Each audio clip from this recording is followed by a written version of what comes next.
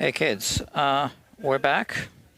I just posted the announcement on Instagram, for people to join this live stream with a link, and I'm just making sure that it plays from beginning to end.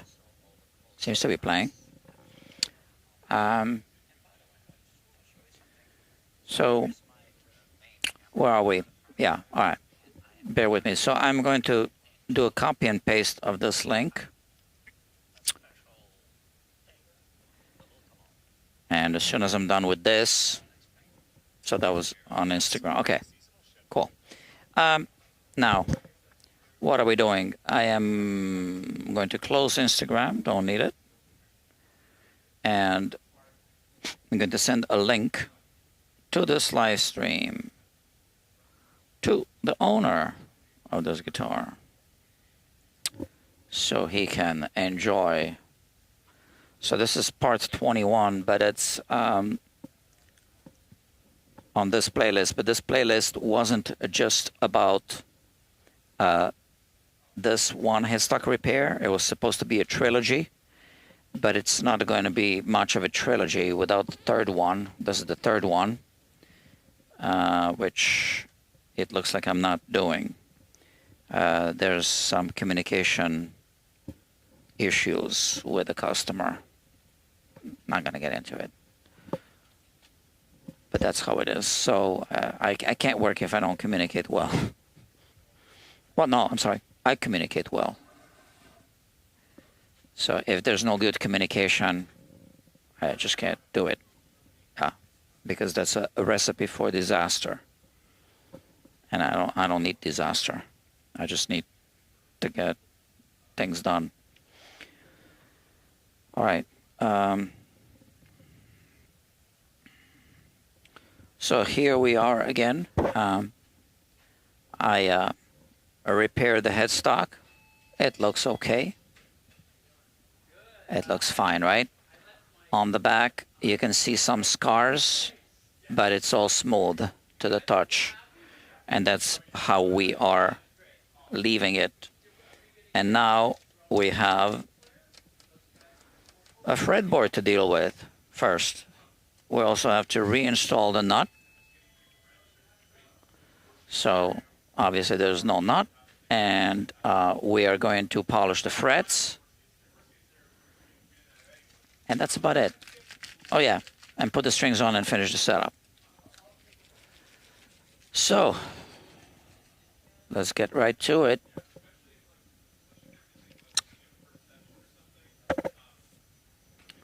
First things first. Let's clean the fretboard and the frets. All right. I use this brush, which is a soft brass. It's not going to damage the frets.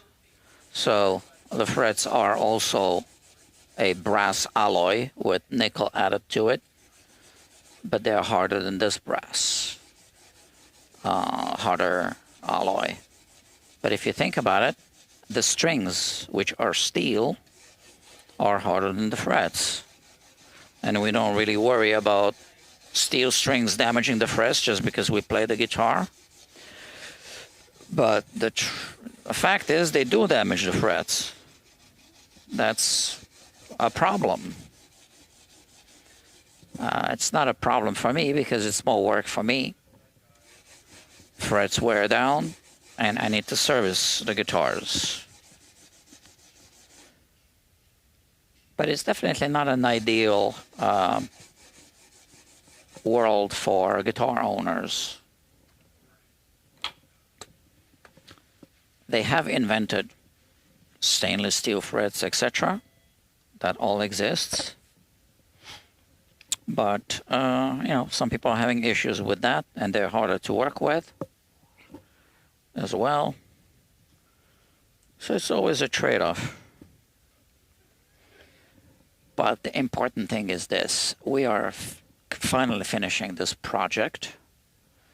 It's been dragging for quite some time. And here we are finishing it. Now,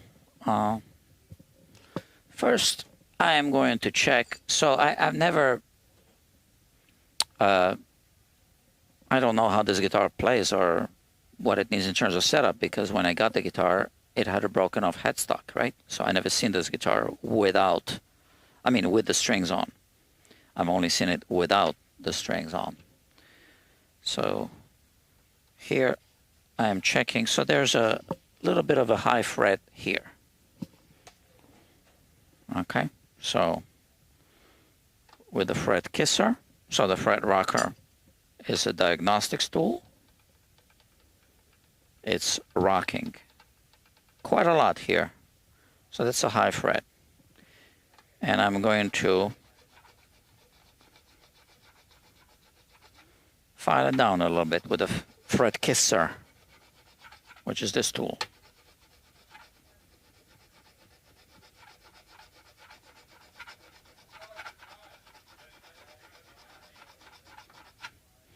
I'm putting, scratch marks in this direction, if possible.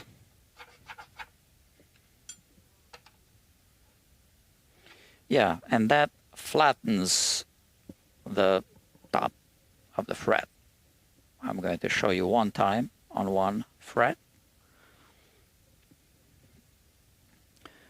what happens when we do this. So here we are, maybe a little bit too much light here. Okay, let's have a look through the microscope. So this is it. I just, filed the top of this fret. You can see this. You can see the scratch marks. And you can see that we flattened the top of the fret. Refocus. So this level of magnification, it gets a little shaky, a little bit. Yeah. So now we need to recrown the fret, make it around again, and we do this with a crowning file. And I have quite a few of those, different sizes. Let me see. Not this one. This one. Yeah.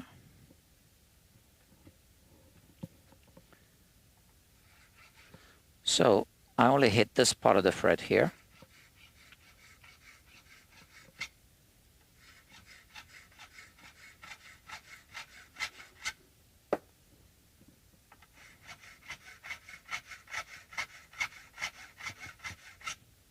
There. Yeah, I really hate it when I finish a setup, and when I polish the frets, finish a setup, and then something's buzzing. So I like to take care of these things before I start polishing frets.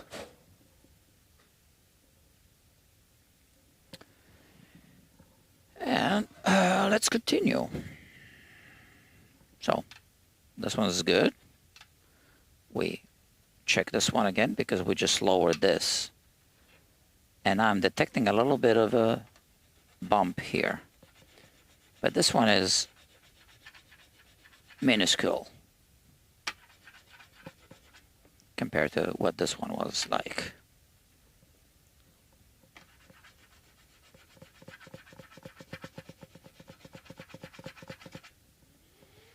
Okay. Just a little bit more.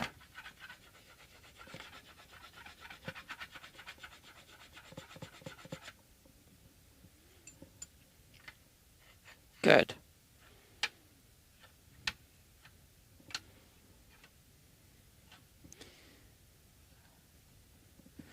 We'll take down this spot a little bit. Almost nothing.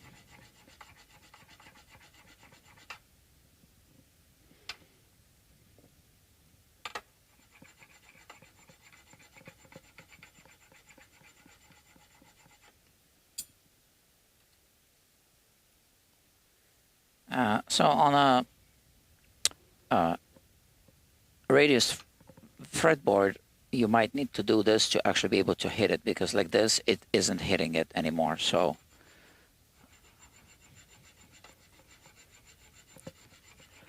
that's why I'm angling it.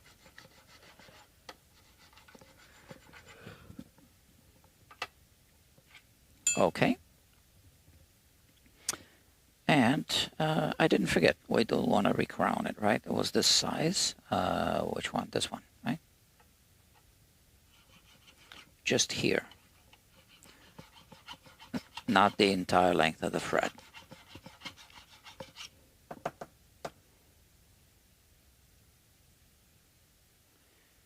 And we have this one here as well.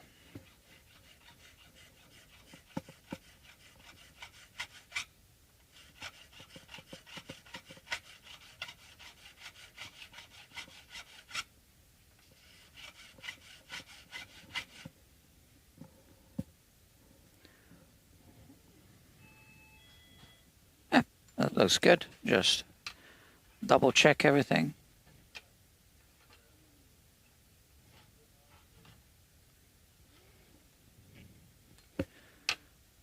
And continue my fret inspection.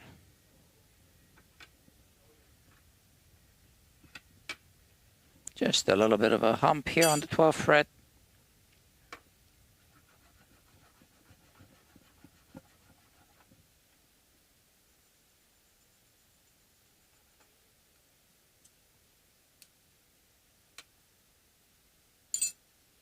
So small, I almost don't even need to recrown it, but here it is. I'm hitting the fret with a crowning file anyway.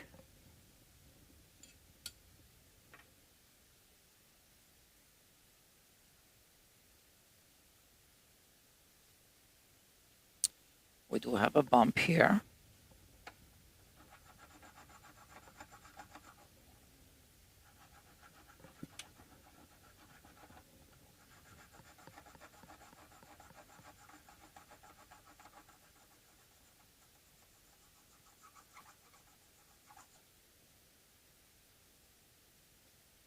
This one was more pronounced.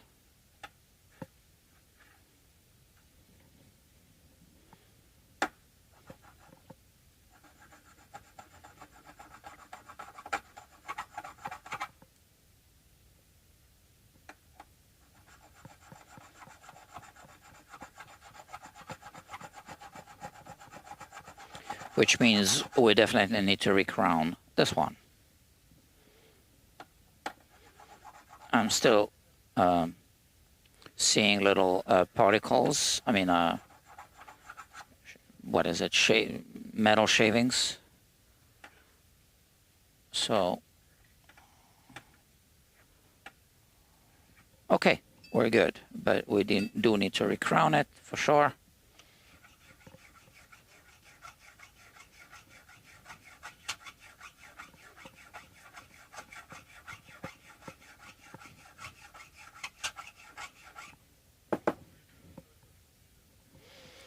And that's it.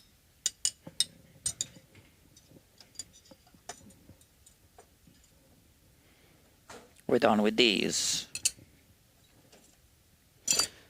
But we're not done with the fret work altogether. A fret kisser is only going to detect some certain degree of uneven frets. So what I like to do is I like to use a short leveling beam. This one's called the L beam by Music Nomad. I have two different grits, so I start with the one that's a little bit, you know, coarser than the other, but they're both really fine and fine grits. So I just go in this direction a little bit, and if the fret rockers, but you know, I almost forgot. I do want to make sure that I do have a little bit of a back bow, which I don't. So that was my mistake here.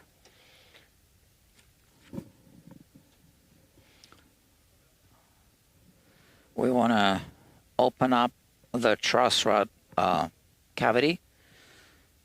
So this is masking tape I put there for spraying. Okay, and here it is. It's a Gibson style truss rod. Everything on the Heritage guitars is going to be Gibson style and Gibson size. So I need a Gibson style or Gibson size truss rod wrench. I could use this one, or I could use this one. Options are always good. Let's see if this one works. I mean, they should both work. You know, I'm going to remove this nut. I think there's some lacquer stuck around this acorn nut. I'm going to remove it and lubricate the threads.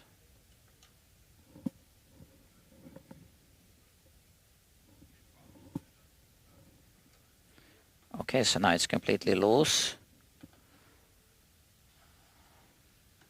Okay, now I can unscrew it all together, all the way.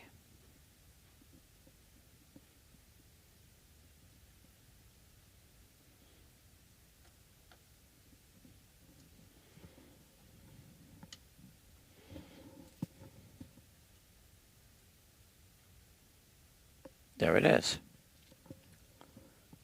I'm gonna put some lubricant. I want to make sure that the threads are clean. Kind of. I wouldn't call them sterile.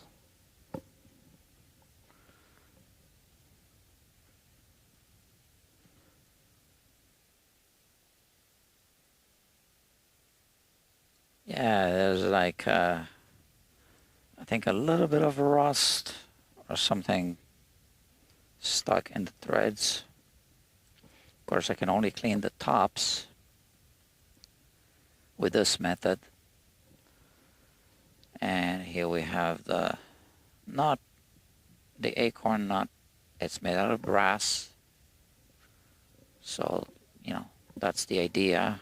This is a softer metal than this, so we prefer this to break, right? If this was a hard metal, this could break. So we want this to be a hard metal for sure, and then we want this to be a softer metal. So we want this to cause wear and tear on this thing that we can easily change, not the other way around. Okay, and now I'm going to lubricate it. So this is just petroleum jelly. Vaseline is the brand name.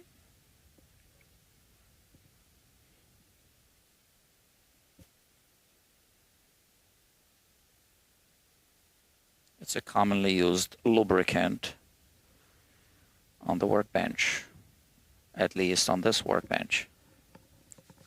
All right, and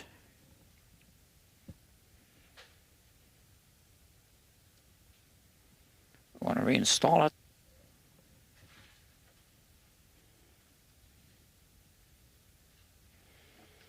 Well, you know,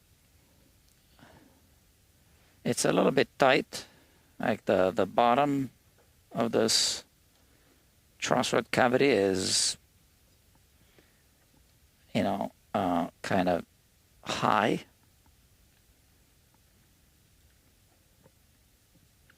And as you can see, that's why it's good to have more than one tool.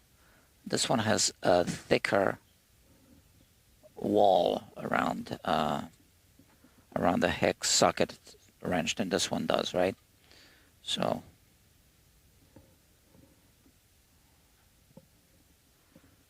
and you see the lubricant come out the other end, and now we can tighten it. so in this case, this was a, better choice. Now, let me just tighten it slightly so that we have a little bit of a back bow.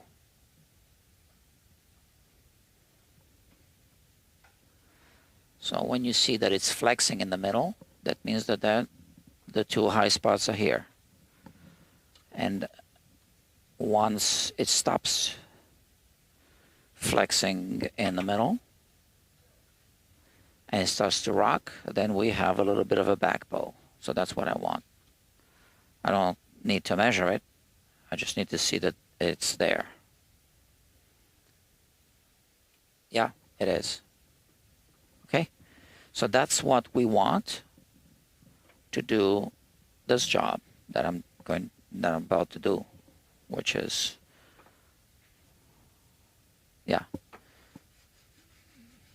just kind of like a leveling. I call it premium fret dressing.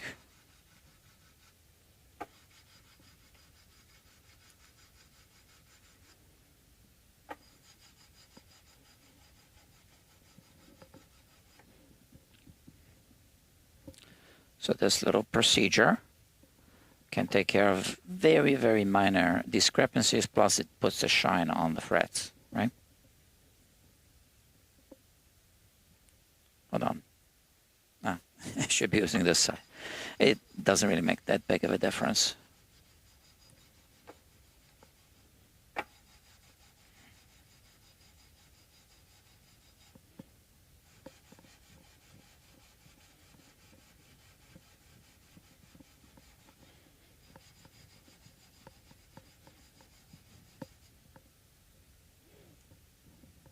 Okay.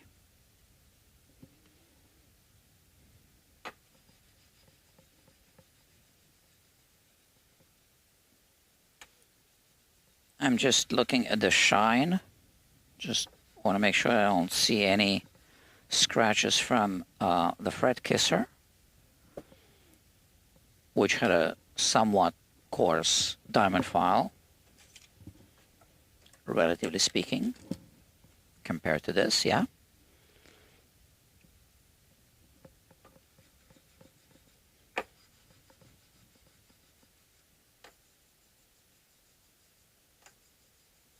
All right, so now I am going to just continue dressing the frets, polishing them, and then we are going to fit the nut. That's going to be next. So the same nut that was there previously, but like I said, I got the guitar with a broken headstock, so I don't know how good the nut is.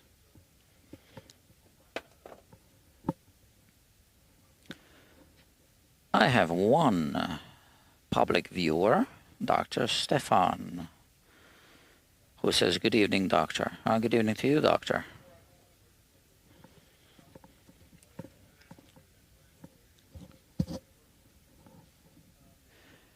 And I'm also, at the same time, hanging out with my friends here on the Loot Along. Okay, so I posted a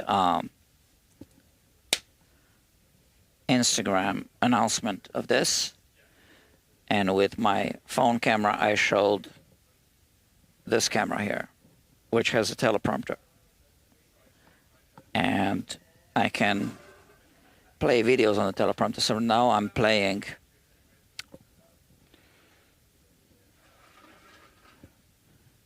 a Zoom call, which is a 24/7 Zoom call with a group called the Loot Group. And they are part of this, well, I'm part of it too. Let me show you.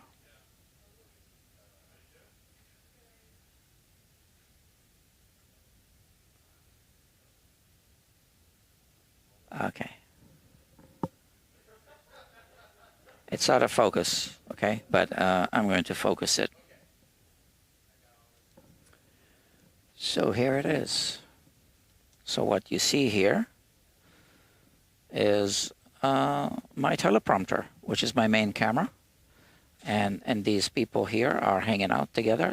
They can communicate. Obviously, they can talk to each other. One of the little thumbnails, the first one there, is me. And I can talk to them. They can talk to me. Well, my sound is off. They can't hear me right now. But they could see me if they enlarge my thumbnail.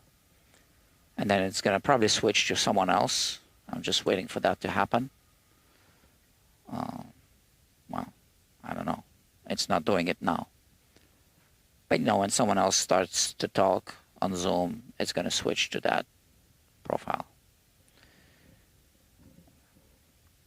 So the Loot Along is a group, a membership thing.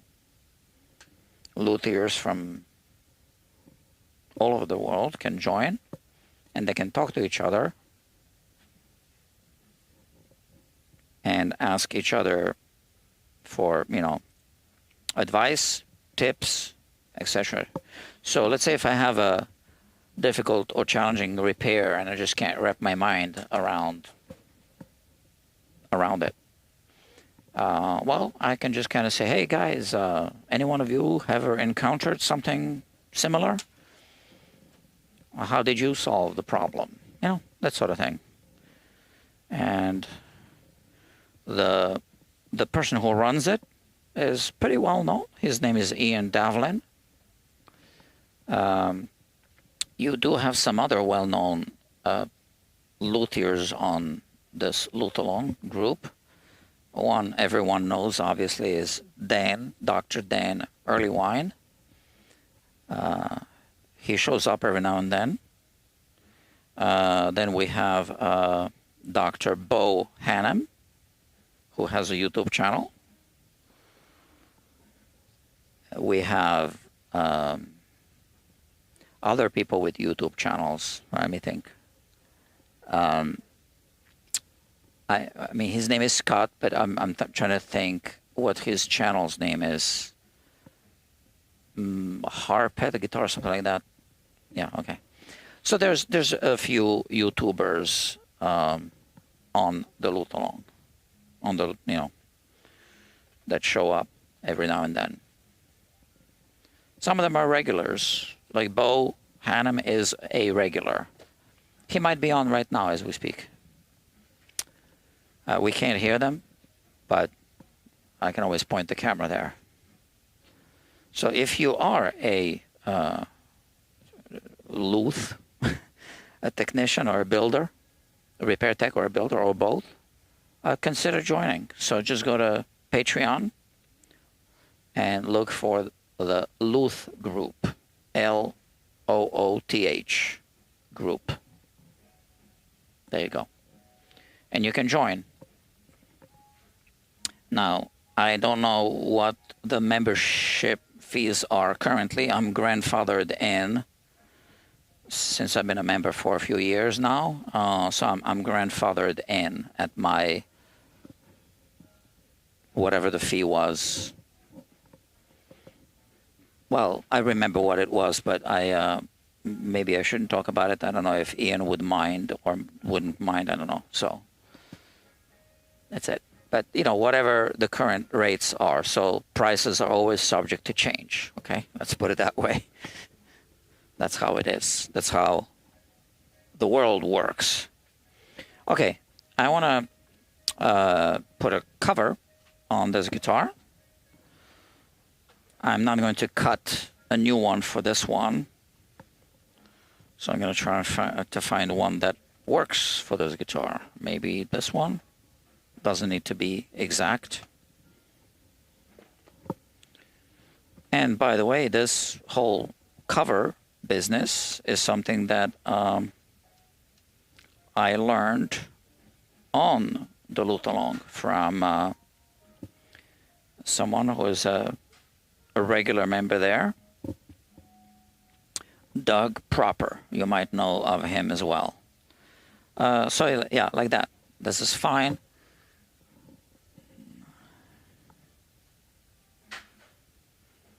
But he cuts a cover for every guitar he works on, and then he says, next time I work on that kind of guitar, I have a cover. That can get costly, I think.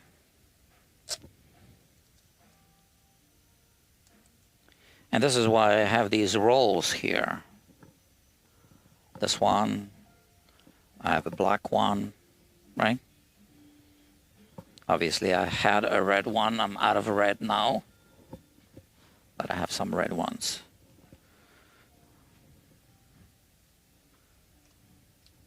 We are about to polish and buff the frets.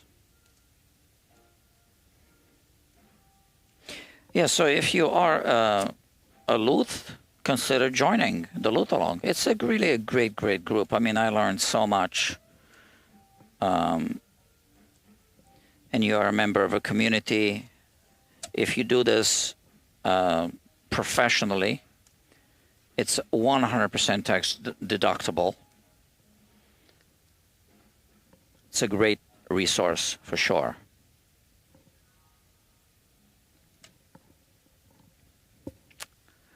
Okay, let's polish some frets. Yes, so Dr. Stefan says, very nice to have that group on hand. Indeed. Yep, very nice.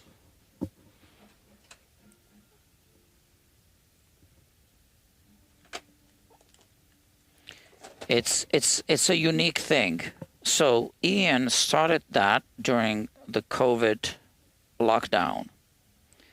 And then it just evolved into what it is today. And you also have access to archived videos on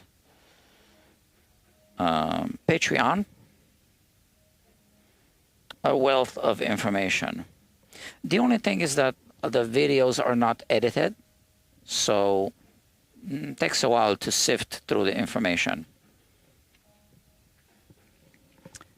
But, you know, again, the membership isn't expensive, so who's got time to edit all that? Let's start polishing. Okay, I'm going to use this method today. The good enough method. The method that's been good enough for years. I don't always use the same method.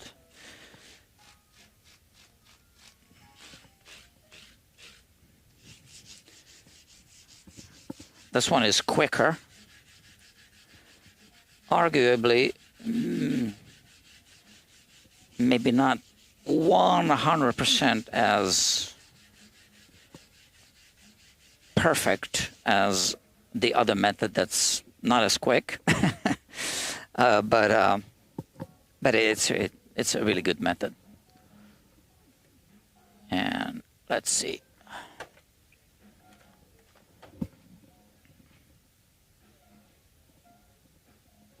Oh, I wonder what the scale length of this guitar is. Is it the same as Gibson? Let me see.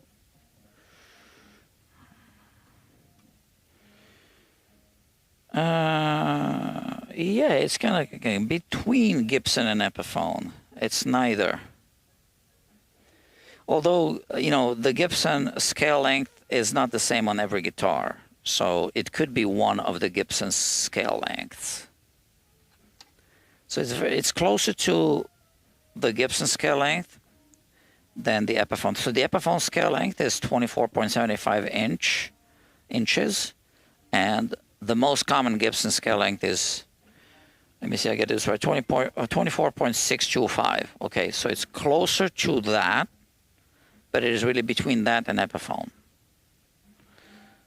which means the Gibson fret shield might work. We'll see. I hope it does, because it saves me time.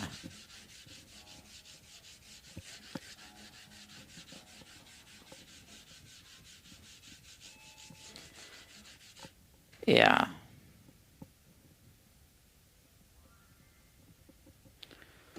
So technically, I am charging this by the hour, but I think we're a little beyond the hours at this point. I don't know. I'm not going to blow the customer's budget on this one. It's been very patient. And it's still a very comfortable budget, so. But I will obviously add up the hours just to see where we're at. In fact, I have a spreadsheet. So I keep track of my hours in many ways. So obviously, if I do a live stream, I keep track of my hours.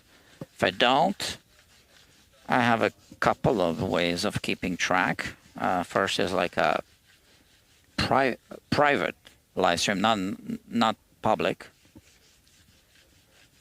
So I do that just in case I feel like I'm going to encounter something and I want it to be documented. So why don't I just do a public live stream if I'm going to do that? Well, during the public live streams, I need to talk and narrate all the time. And when I do a private live stream that is just going to be archived for myself, archival live stream, I can just, have my earbuds and listen to a podcast or something and not bother with the narrations. But I do want to document the job. So on this channel, there are actually live streams that you will never see unless I change the status to public. So another way of keeping track of my hours is I just take pictures. When I start the job, I just take a picture, and that's time-stamped. And then when I finish the job. If I take breaks in between, I take pictures. And obviously, I can also run a stopwatch. So I keep track of my hours, and I have a spreadsheet. And the spreadsheet tells me how much I make on average by the hour. Now, I might publish the spreadsheet, a blank one, not the actual one, right, with customers' names on it and all. And maybe other people want to use it. But I started these membership things on both of my channels. So if I do publish it, it'll just be for the members and for Patreon members too. Yeah, you got to give them something for their money.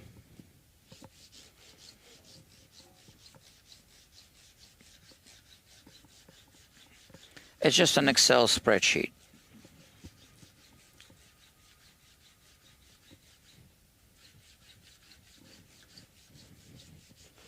Okay, that was the last one. Time to change my polishing pads again. I already have a new set, which I've had for a while, actually. It's right here. Where is it? Okay, I wanted to prove it to you. Here, right. There you go. So maybe we'll change it for the next project. Yeah, so we have this. And let me see something here.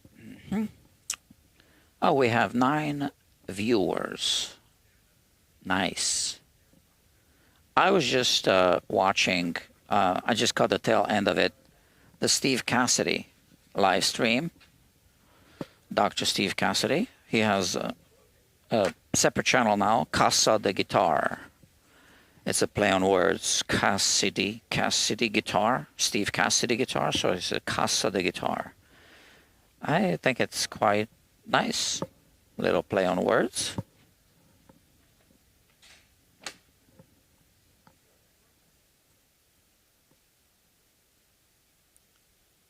I like his channels. And he said that actually he got the idea partially from me to have a separate live streaming channel so that he doesn't hurt his main channel. So yeah, so that was my idea. Well, I mean, I independently thought of this. I wouldn't be surprised if other people have thought of the same thing, but it takes a long time to produce videos, all the editing and all that. So if you start live streaming on the same channel, your produced content will soon get buried. Because here on this channel, I already have hundreds of videos now archived, live streams. And so if I let that happen on the main channel, all of my produced videos would have gotten buried.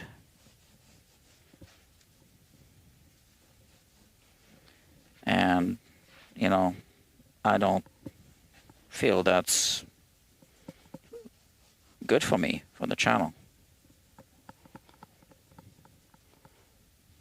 And also, people who signed up initially for the produced content, long form videos, they don't necessarily want to watch the live streams. So if there's a separate live streaming channel like there is for Guitar Quackery and now for Steve Cassidy as well, they still have the option to sign up for both. Yeah, you give people options. Not to mention, if something happens to a channel, like a copyright strike or something, anything can happen. Hackers, well, they can only hurt one channel at a time, not all of your channels all at once, right? Hopefully. So that's that as well. Now, let's see if the Gibson... So here I'll show you both fret shields. One is for the Gibson, one is for the Epiphone guitar. This is the Epiphone fret shield. It's not going to fit, I can tell you that. So you see it kind of fits here. The first 3 frets, that's it.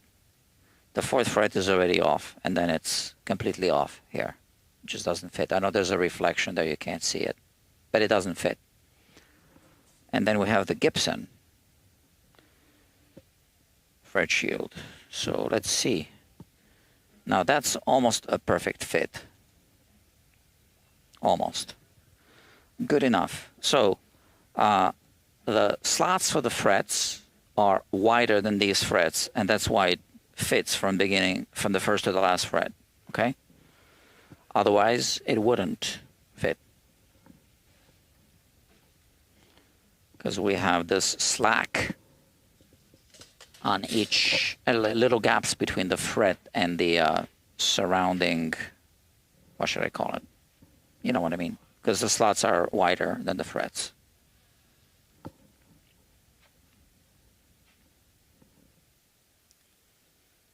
And I have these rubber bands.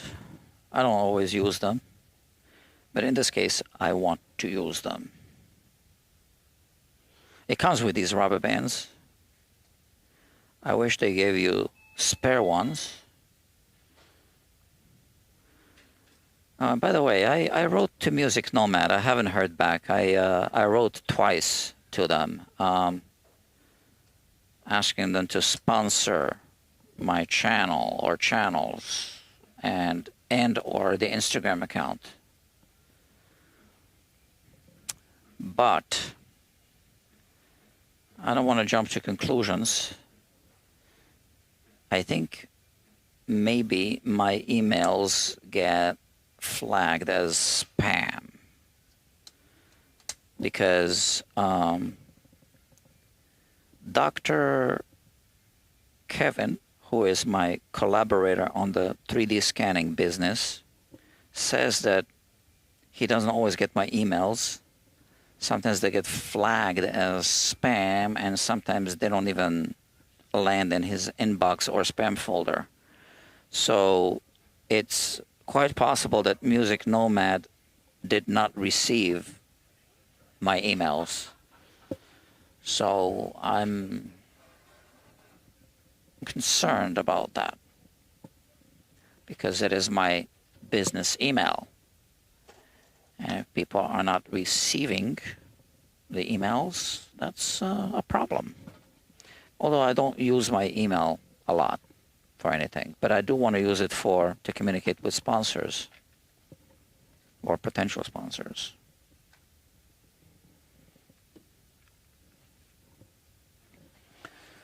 Okay, so we've polished the frets. Now let's move on to the buffing stage.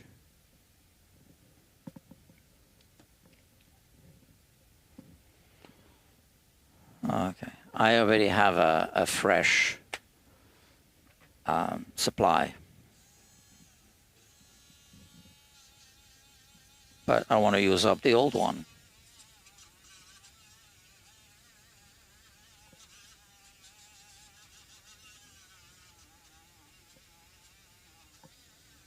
It's going to be time to change this wheel as well.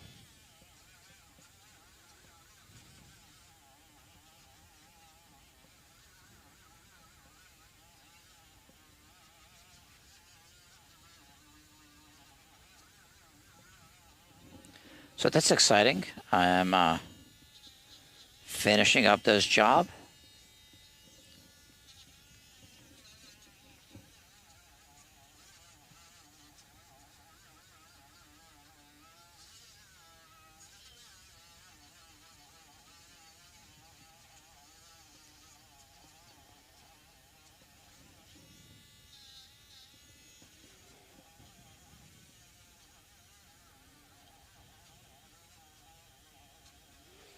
So I have a feeling the nut will just fit.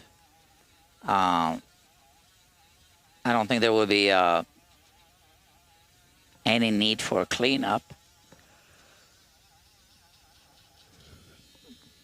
because it came from there. Obviously.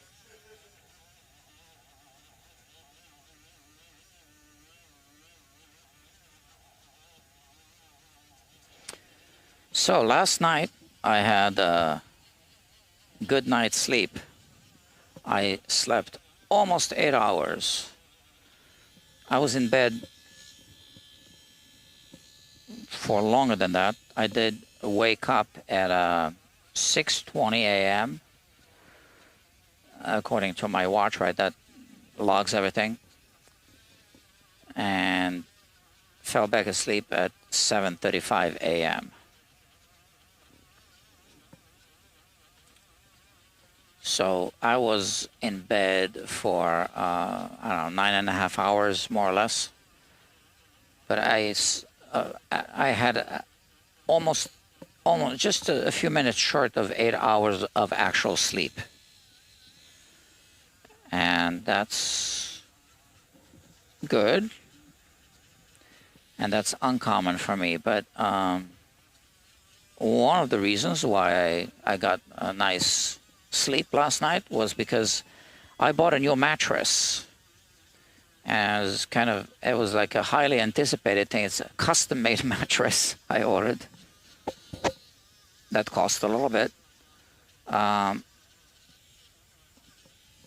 So custom-made because I have a custom-made bed frame situation as well that I built myself. So my old mattress was not a good fit. So, yeah, it's a long story, but yeah. So I built all the shelves in my house and many other things. So I decided to order a custom mattress. I was gonna dismantle the whole bed situation, but I kind of like it so. And it's more than just a bed, but let's say maybe I don't want to talk about it in public. It's nothing embarrassing. It's just there's things that I just don't want to talk about in public.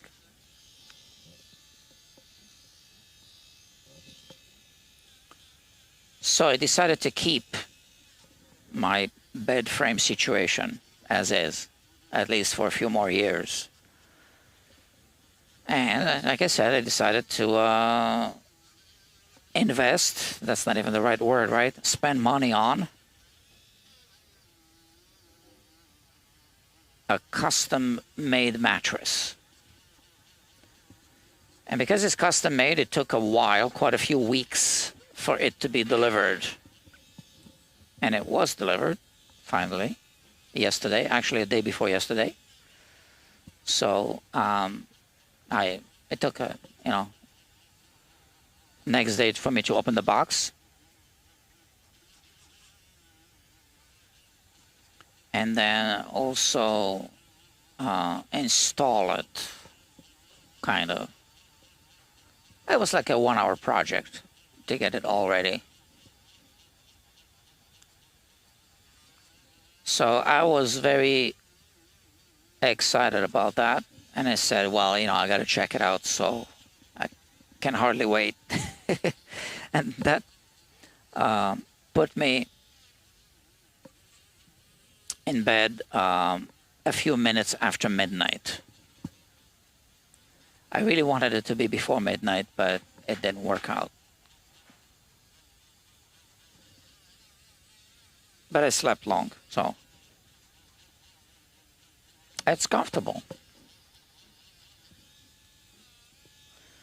And the other reason why I ordered a custom-made mattress is because I don't like thick mattresses.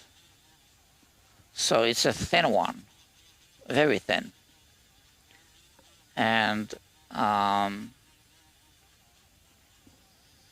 yeah, it's better for your back, right?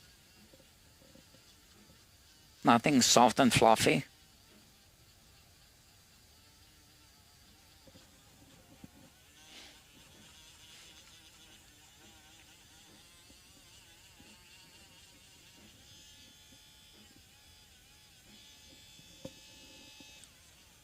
So my camping days are over.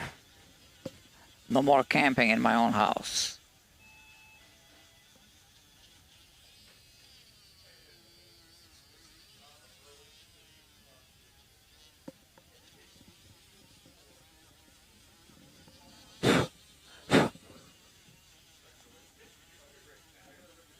Well, I'm really glad that the Fresh Shield fits.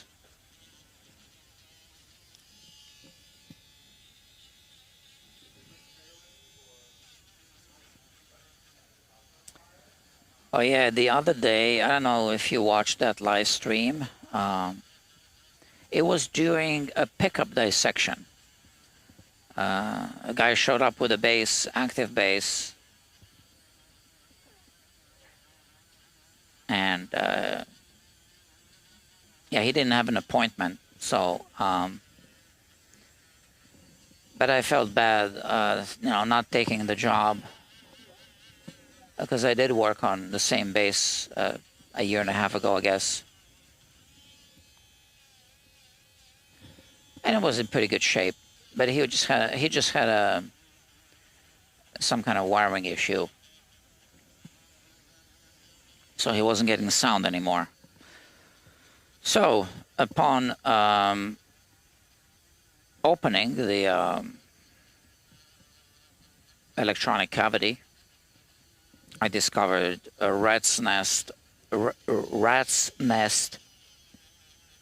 of wires and really bad solder joints. So everything was, he bought it used. There was a fender bass, but he bought it used. It was like a DIY upgrade, I guess. by the previous owner. So one of the solder joints was came off, right? Was compromised. That's the word I was looking for. So it came apart. So I found one wire that's disconnected, and then you got to figure out, okay, what is it supposed to be connected to? Without a diagram, without a schematic, nothing. Good luck. But anyway, I figured out right away where it was supposed to be connected, and I used the jumper cable first before soldering it, and it worked. So I fixed that. Now, normally, I don't just do a quick wiring repair like this. It's like you gotta leave your guitar for full service. But all right, every now and then I break my own rules for whatever circumstances. So I did do that yesterday.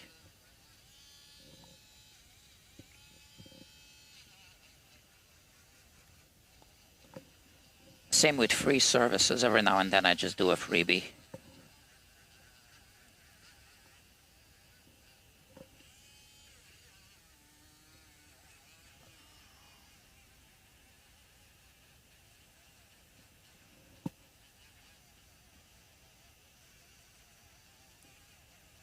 Sometimes it's the right thing to do, right? I can't do it often, but every now and then.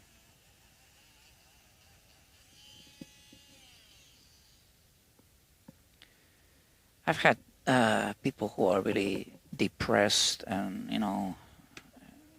okay, although it's not technically my problem, but everyone has something, right? We all have something in our lives. So,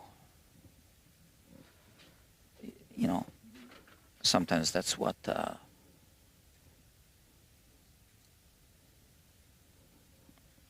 gets me to do a freebie for someone.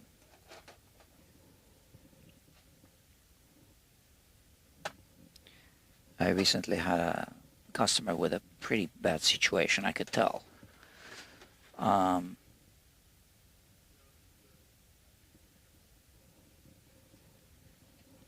So sometimes you can get a read on people, right? And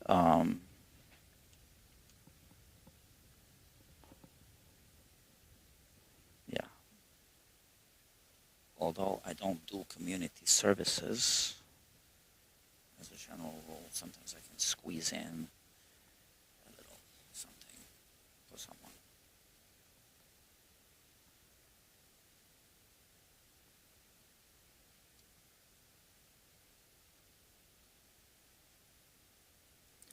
And sometimes I do a project at a reduced rate also. If it's something I really want to do, like some kind of slightly unusual or something that I feel like I want to practice on, I'll take it in, and it'll be like an experimental procedure, but there's still pay, just not as much. And I tell them, that's going to be experimental. I just want to kind of see if it's going to work out or not, so that I know for the future. So I've done that as well, quite a few times.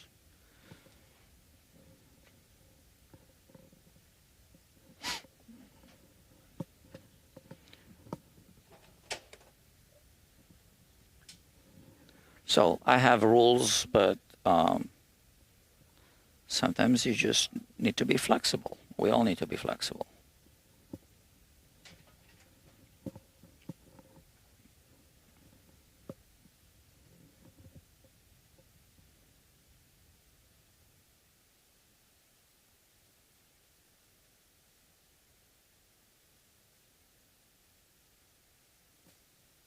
I'm just not flexible if people try to take advantage of me.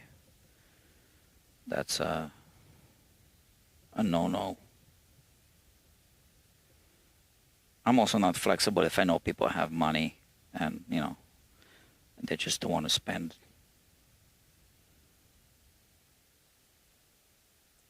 What really gets me is people who spend a lot of money on expensive guitars, and then things don't work out with those guitars because often, as we all know, they're shit, right? But then they expect me to somehow absorb the cost of working on them. And then, you know, they have a whole bunch of those guitars, and somehow they spend the money on those factories. You know, they pay them, obviously, to make those guitars because they buy them.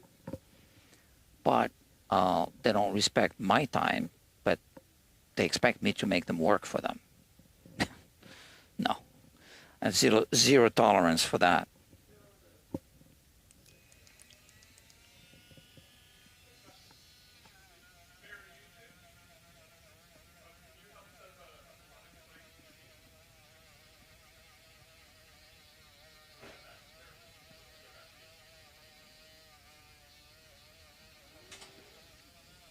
Yeah, I mean, I don't have an issue with people buying really expensive guitars.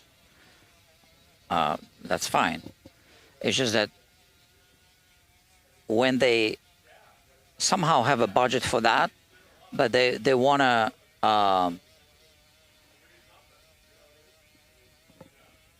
you know, kind of squeeze the, you know, the technicians.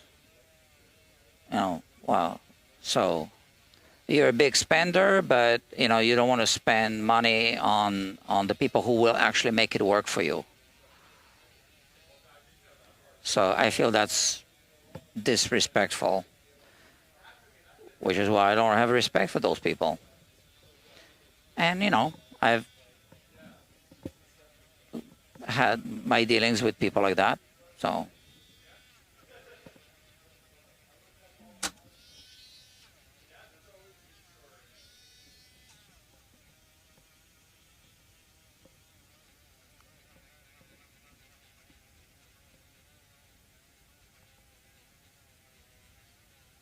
I didn't really like the Fred Shield when it first came out.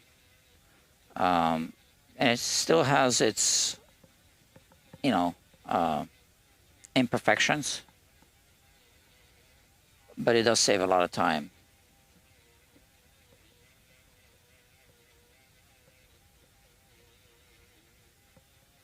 And money, because I don't need to use up a lot of tape.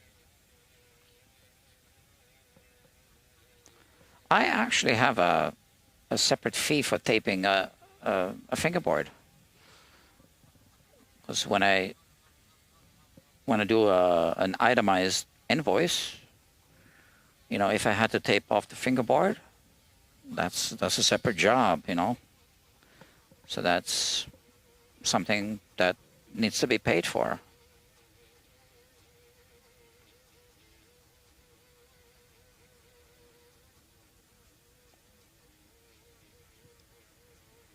You know, now that I think, I could have installed the nut first.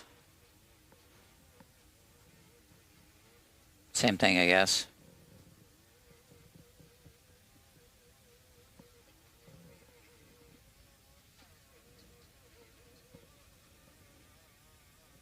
I could have installed the nut and just tested the guitar with the strings on. Oh, but I kind of already did that because I did do a... Yeah, okay. So that's fine. I did do a stress test. So after I did the re-gluing of the headstock, the structural repair without, you know, before I started any cosmetic repairs on it, I did put the original nut back and put strings on the guitar at full tension, and you know, kept them on for quite a few days. Played the guitar a little bit just to make sure it holds up before you do any kind of spend any time on the cosmetic repair. That makes sense. just this section, and then we're done polishing.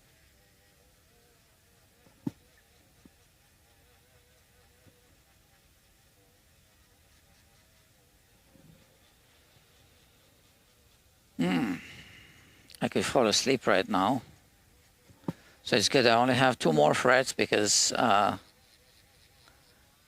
be on my feet then. Won't fall asleep again. And sometimes when I feel really sleepy, I keep talking to keep myself awake. And then I realize that I said something stupid. Just the other day I said something about construction work or something, I don't know.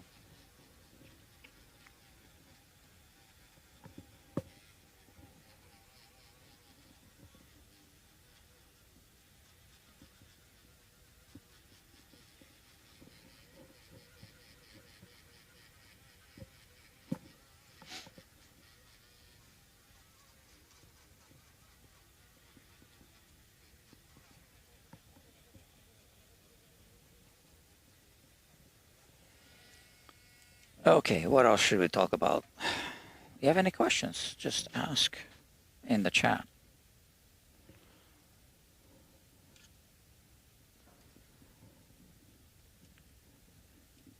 I was gonna do this one as an Ask a Tech thing, but then I realized, no, I gotta document it as a part of the whole playlist thing. So yeah, so that's how I decided to do it. But I do need to do more of the Ask a Tech live streams.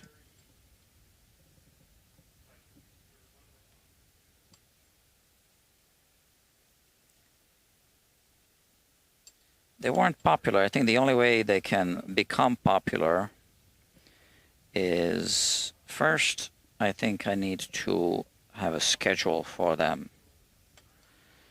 But I also think that YouTube doesn't like channels that only have live streams. So I think that might be one of the reasons why YouTube isn't pushing this channel, because it's live stream only. That's a theory, I don't know. I might be wrong, but people on YouTube speculate that content creators speculate that YouTube doesn't really like live streams, that they tolerate them because they need to offer the service. I don't know. All right. Let's clean the fingerboard.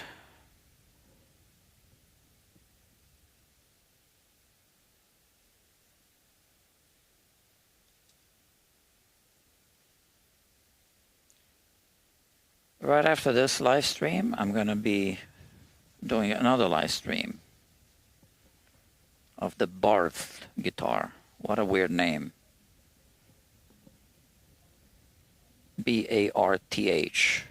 I don't know who came up with that name.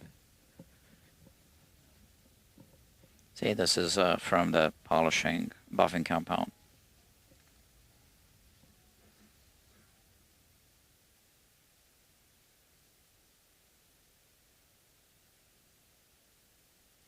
I don't know if the toxic chemical is, I don't think it's available in New York State anymore, or at least not in New York City.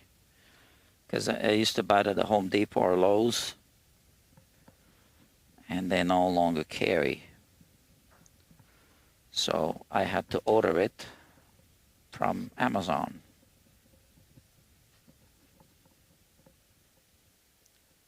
There might be some new regulations in New York City or New York State.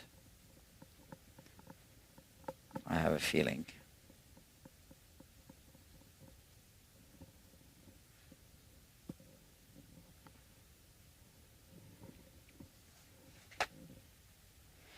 Like the 190 proof grain alcohol cannot be purchased in New York State at all. So some people need that alcohol for some things, like to mix shellac, I think.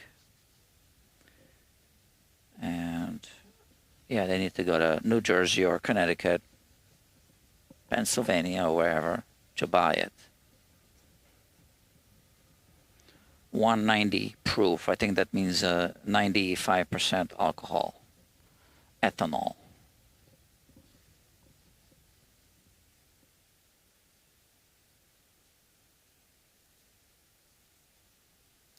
I think it's sold under a brand name. I guess under a few brand names. One of them is Everclear, and I did have to buy it once. I couldn't,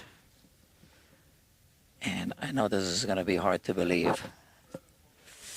No, I'm not gonna tell you, because you're gonna think I'm who bought it for me. Not who bought it, who ended up paying for the alcohol.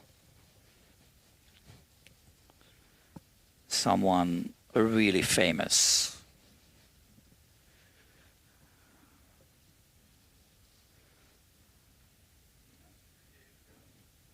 A musician, a guitar player.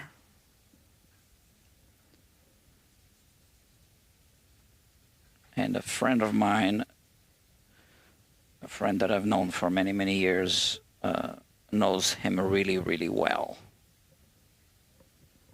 So my friend went to the liquor store, not in New York City, but not far from New York City, relatively speaking,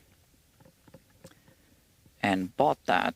And this guy has an account at the liquor store, so he just told my friend, just put it on my account. Yeah. I think that's how it went down. So yeah, so he ended up paying for it.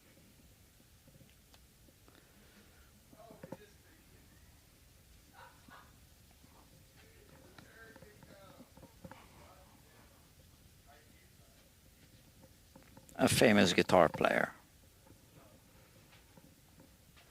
Older guy. Older than me.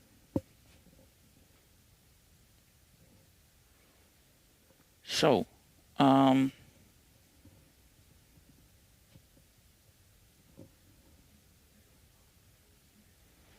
I never worked on his guitars though. So my friend doesn't bother him with any kind of music business. So my friend wouldn't say, hey, you know, my friend has a shop, and no, that wouldn't work out well.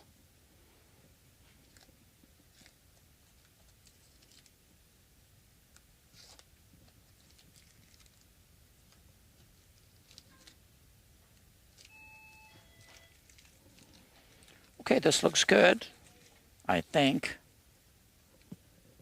Here it is. So now I will install the nut. Well, let's put the tuning machines on first. All right, how about that?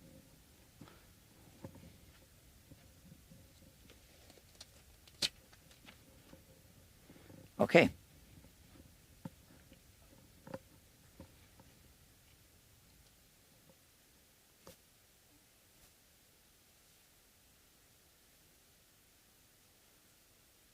Oh, I could use a 10-minute break.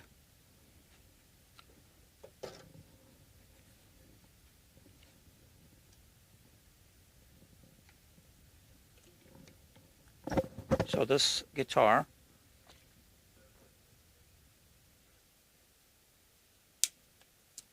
is, I think it's going to be used for jazz. And we have a pack of flat wound strings here. Can't remember if the customer brought them or if they're mine. And I'm going to have to ask him.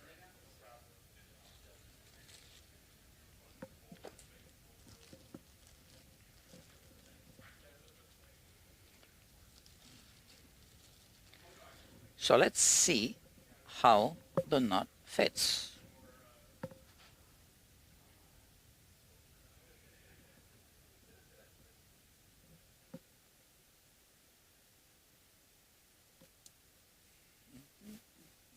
So is the nut.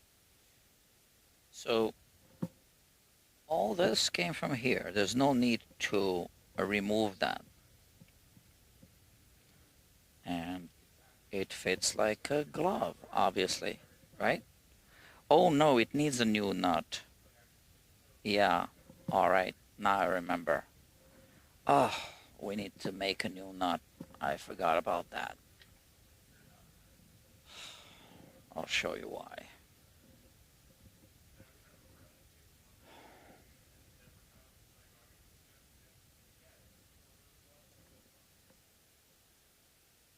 So this is the original nut. Look at that.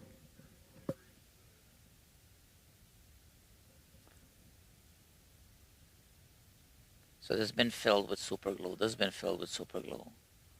Super glue, super glue. Right?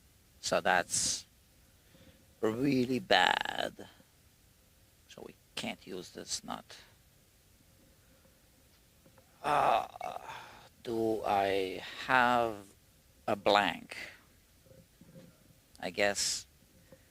No, that's not a Gibson size blank. It's a bit wider. Or is it a Gibson size blank? Gibson size nut. I don't know. So all parts sells these. This says for acoustic.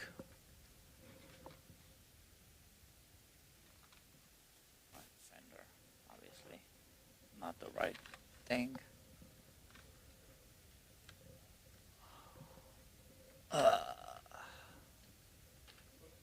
Really not what I was hoping for.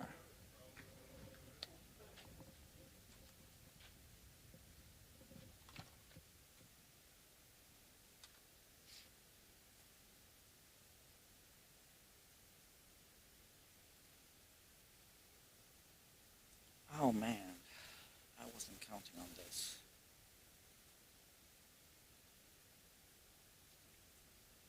All right, let's install the hardware.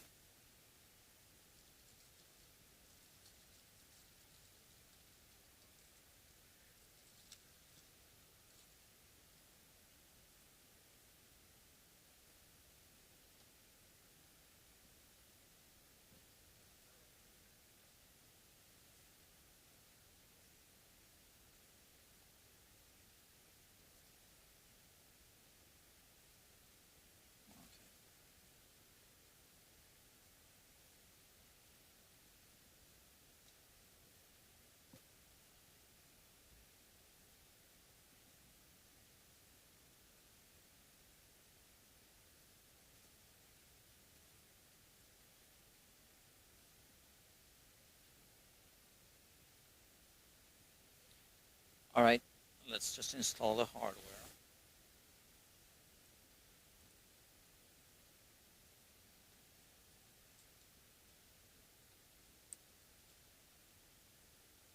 Nothing much to see here.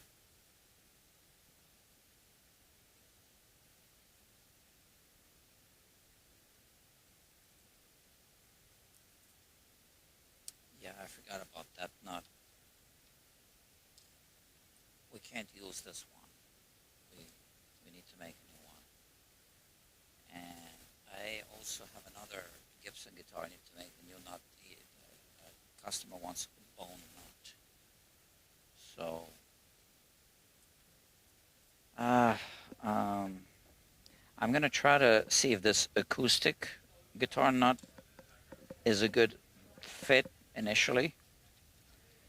A good initial fit, right? Because the all parts so-called Gibson nut blank isn't good. All right, it's just not the right height and all. So you still need to do a lot of reshaping to make it fit. So I don't know what they're thinking. they didn't get it right.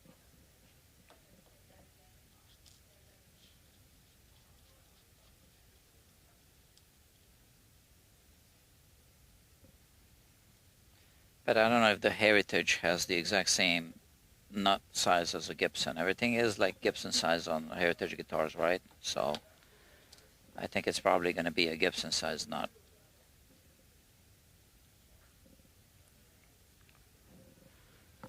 Honestly, the best nut you could put on this guitar would be a nylon nut, but we're not doing that.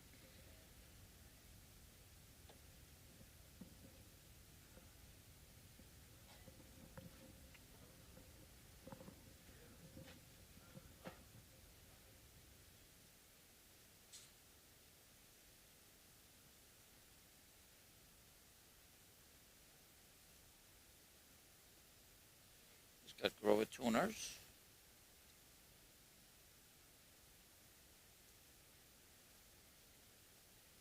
Okay.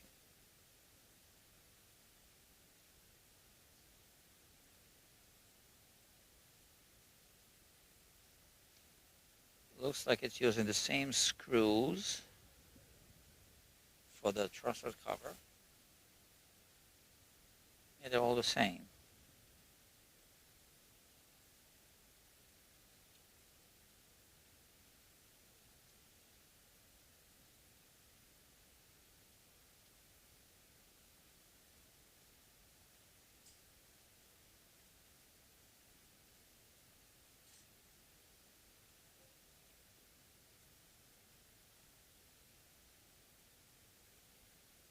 All right.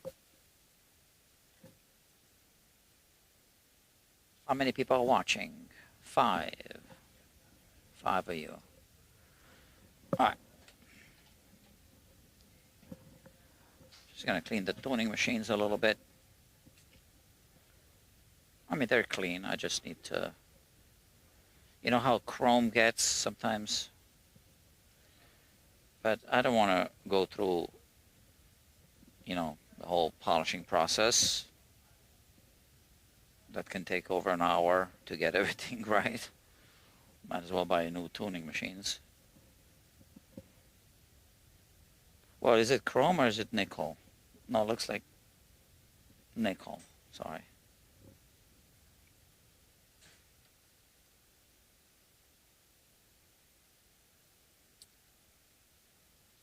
So you see, I thought that I was just going to be installing this nut and be done with the setup in no time. But I was mistaken.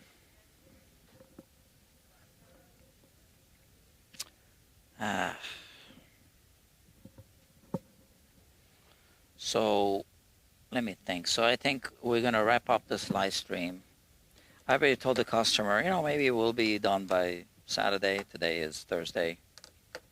So I can pick up on Saturday. Well, now, I don't think so. Especially if I don't have the right blank. I don't want to be adding hours. I mean, not hours, but, you know, time to the project.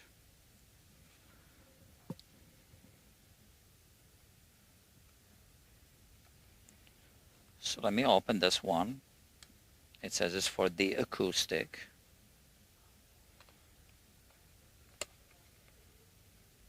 That's a generic statement, right? For the acoustic. Which one?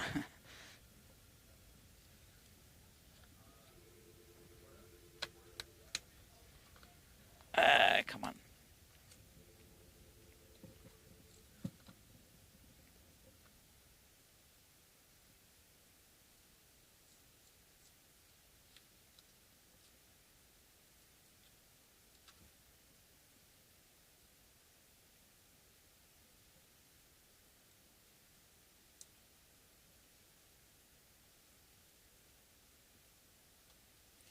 Okay, let's see.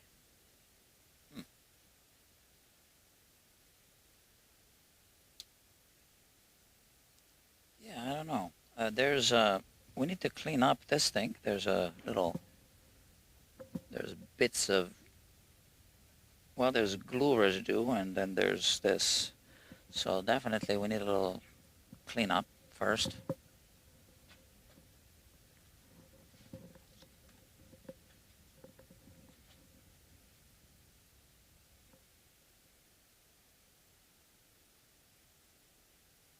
So this corner needs to be completely clean, right? Otherwise, it can't possibly fit.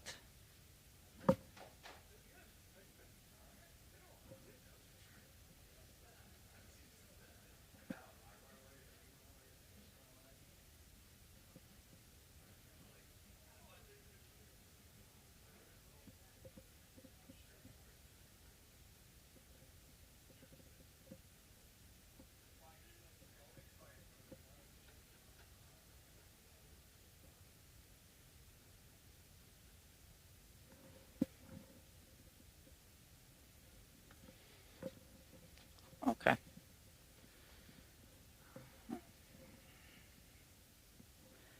Let's see.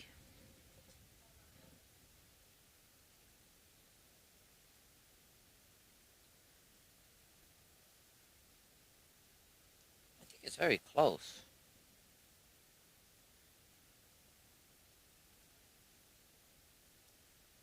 This nut shelf seems to be a little wider than the Gibson nut shelf, so I think this is a better fit.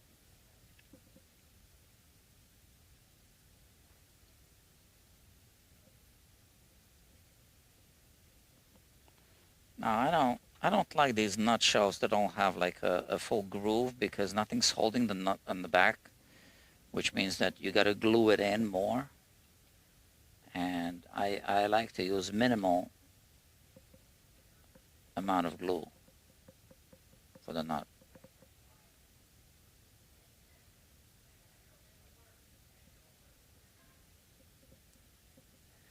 And by the way, it's much better to clean up the nut shelf with a chisel than with files.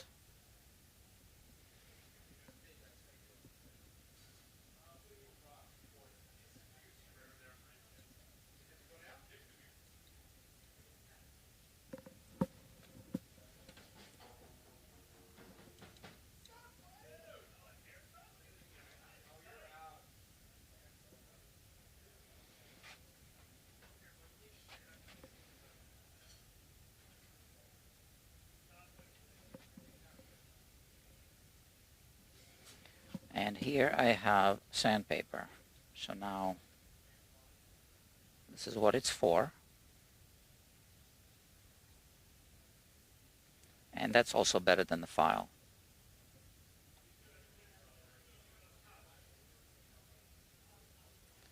But I can still feel the super glue all over this nut shelf. And here you can see, I don't know if you can see it with the lighting, there was this whole squeeze out of super glue here. I don't know if that's from the factory, if somebody else worked on it. Probably the guy who worked on this super glue thing probably put a whole bunch of super glue there.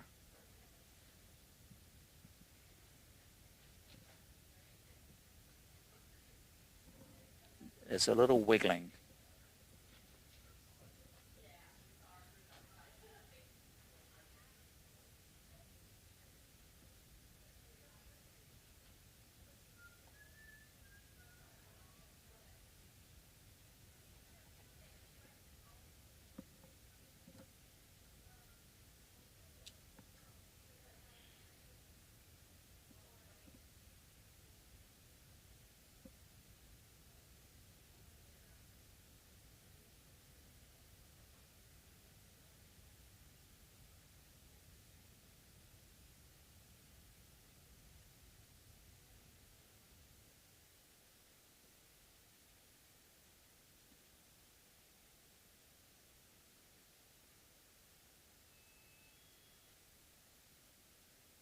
I really hope to be able to finish this.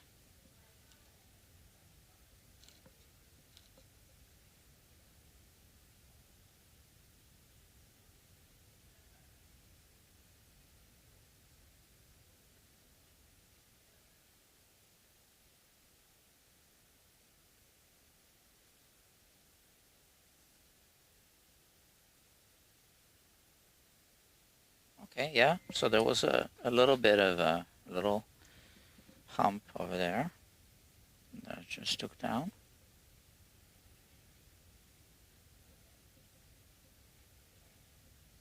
Let's see if it's a better. Ah, no more wiggling. You see that? There was that little hump there. Okay. So I am confident that this might work out really well. It's the same nut width.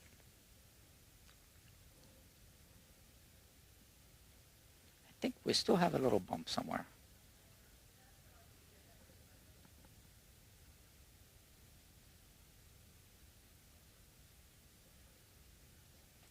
So that corner needs to be really clean, okay?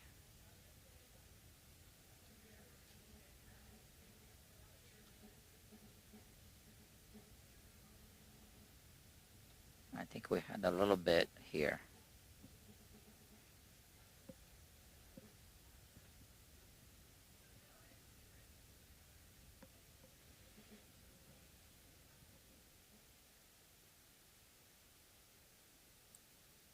Okay.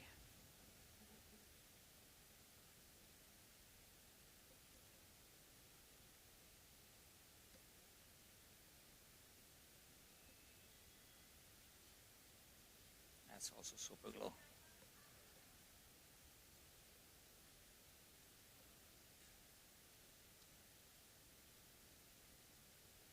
I think this is pretty much a perfect fit. Let me see if it wiggles. Not sure.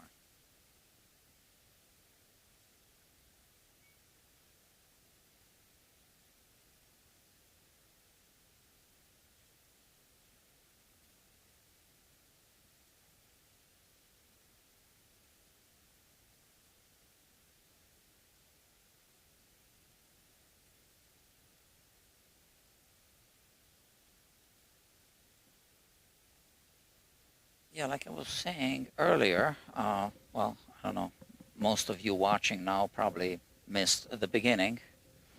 I think my email is getting flagged as spam, and I haven't heard back from Music Nomad. I approached them for sponsorship, and also same with the Dario. So the guy that I've been in contact with, in communication with, uh, initially, and I met him personally through another person at the Dario whom I know much better, who's a pretty high rank, very high ranking actually. Hasn't replied to my emails, a few of them, over the course of a few months now. So now I'm wondering, because he didn't come across as a flaky person, right? So I'm wondering if my emails are simply not getting through to people. So I'm gonna have to check that. And in fact, just this morning, I sent an email to someone I know. So I don't usually use my business email for friends and family, right? But so I said, can you tell me if you received this email? Because it seems like my emails are getting flagged as spam. So let me check now if I received a reply, just quickly. Let me see. You see, no reply yet.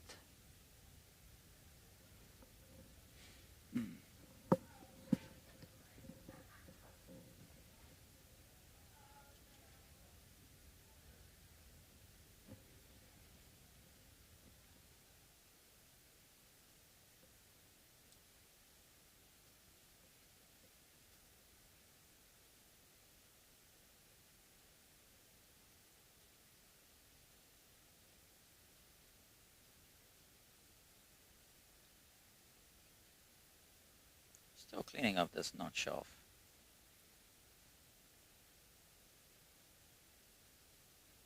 there's still just a tiny bit of wiggle that I'm, you know, detecting.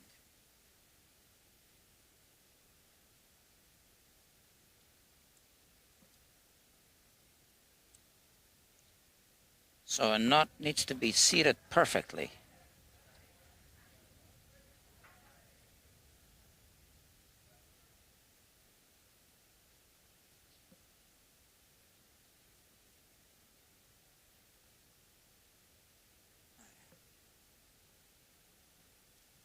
I don't know if I need to use a heat gun. If there's any stubborn residue that didn't come off.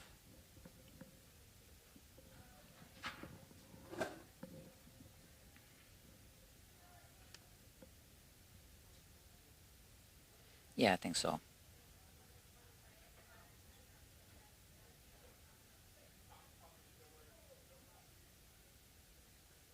Yeah, you know, whoever worked on this put a whole bunch of super glue there, and it was used as a gap filler. So here you can see right there.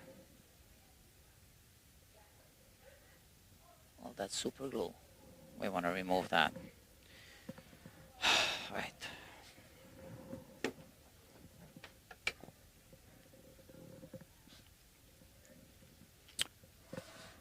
I'm gonna have to plug it in here.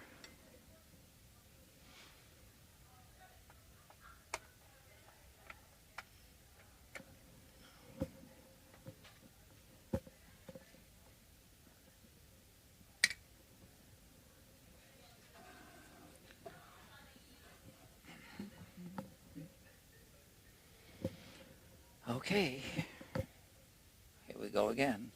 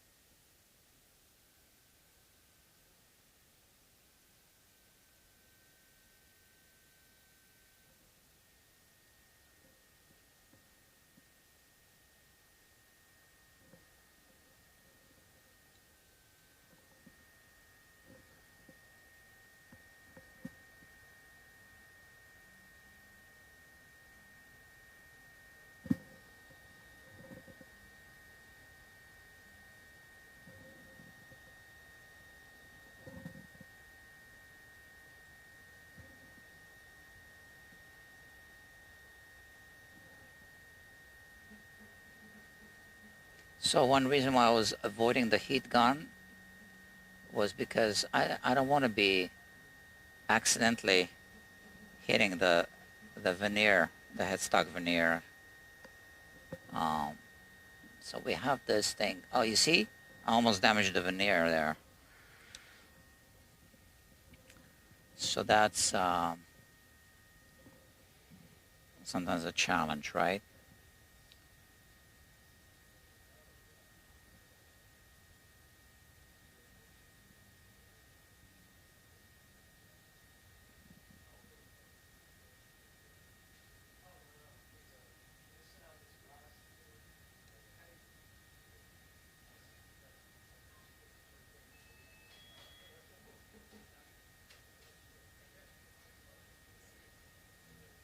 So all that's glue.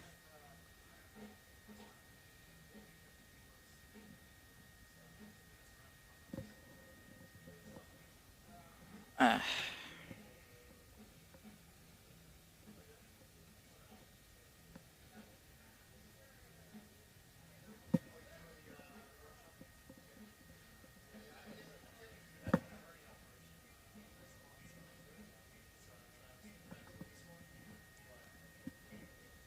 yeah. Um,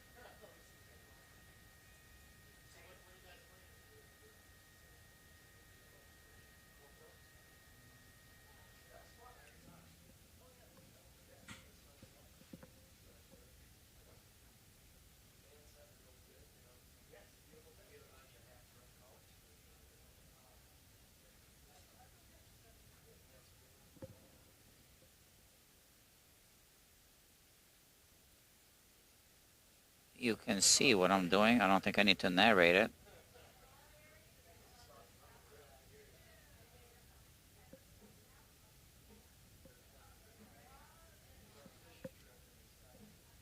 And you can see how easy it would be to damage this part of the headstock veneer.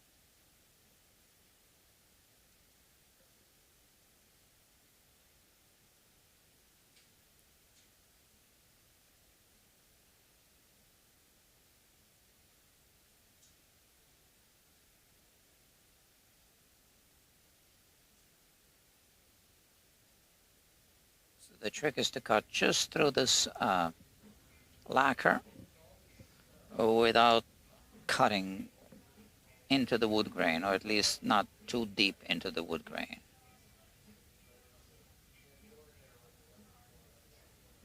And now the trick is to remove this part without cutting into this part of the, I don't even know if I should call it the veneer or just a thick lacquer.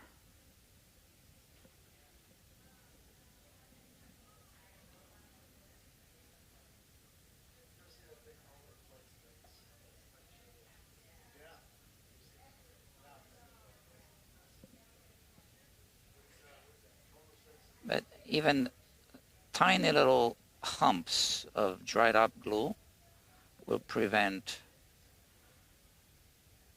the new nut to be seated all the way. And then when you put fresh glue, it'll act as a gap filler. And that's exactly what you don't want.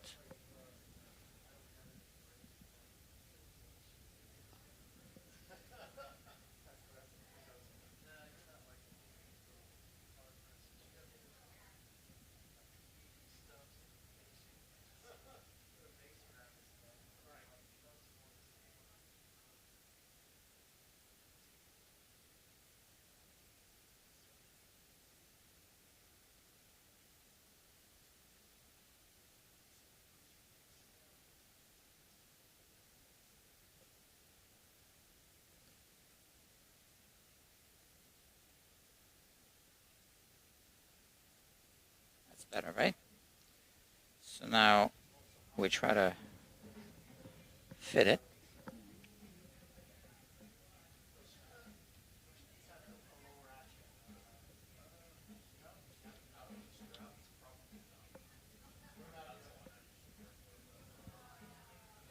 Still a little wiggling. I'm detecting some wiggling, so I am going to use this sandpaper.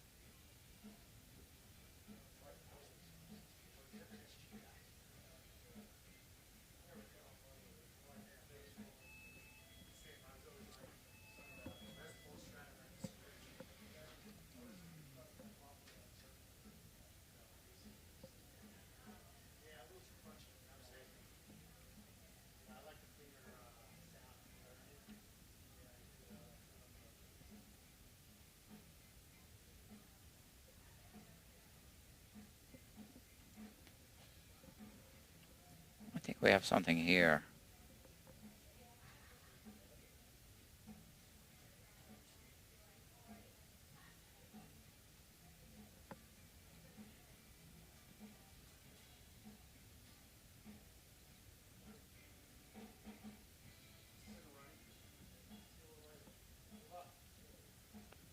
Okay.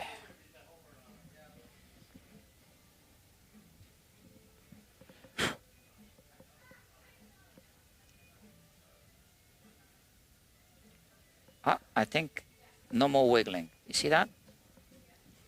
So that's it. Okay. Uh, we got it.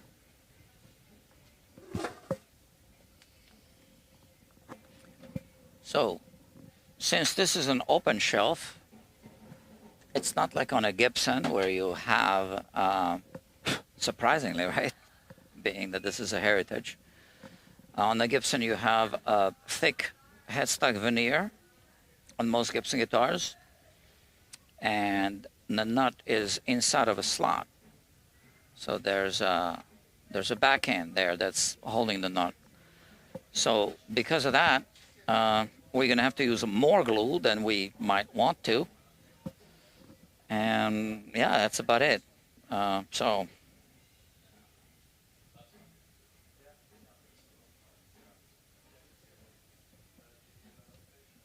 now we do want to make sure that the string slots aren't too low.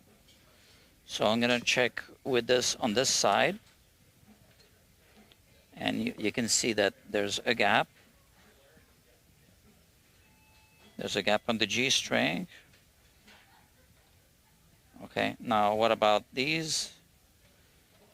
I don't know if, well, the gap is quite significant. So this it isn't seated all the way, but there's a significant gap. So I'm gonna say that it's good. All right. So first of all, I do need to add this item to the work order before I forget,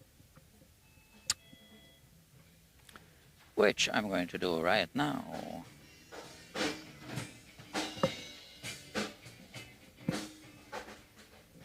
They're a bit loud.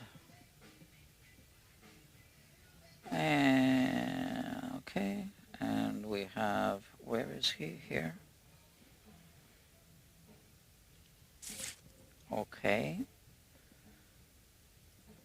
And what is this item? 2227. 2227. Oh, it says that I don't have any in stock, but I obviously do, so I need to fix my inventory. Sorry about that.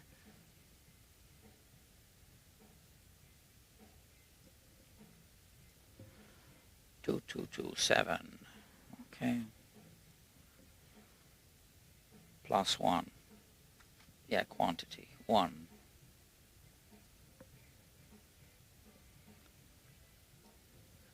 Okay. Now we have 1 in the inventory showing up.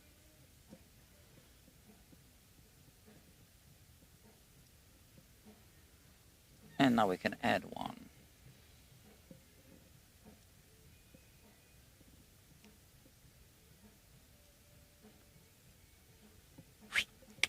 Okay, so that's that. The blank.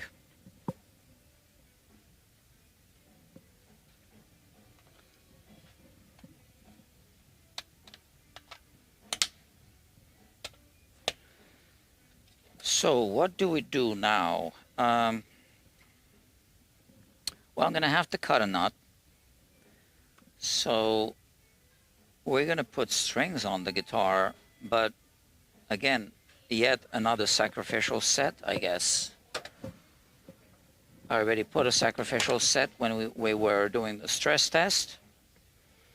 So that's the nut, blank. We have these 3 screws for the tailpiece, and we need to fish out the output jack from here. Where is it?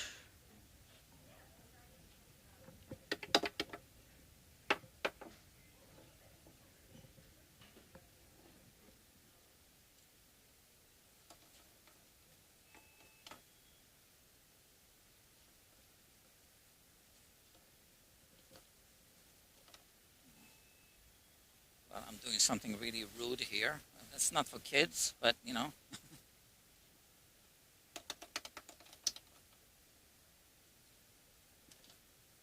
a rectal exam. Where's this output jack now? Come on.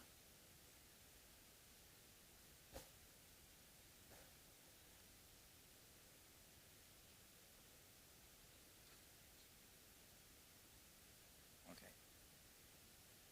There's always a way to do this. I can kind of see it here.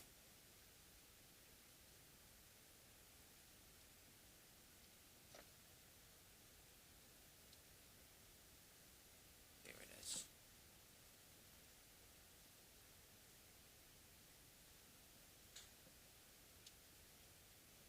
Oh yeah. So I do need to remove this first anyway.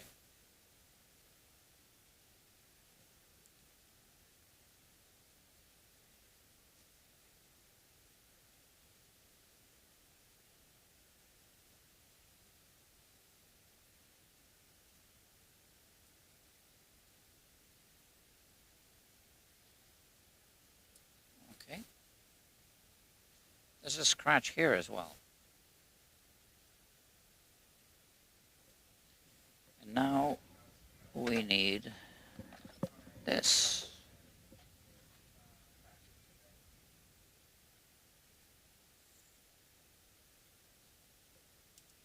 And let me see. I have the tailpiece.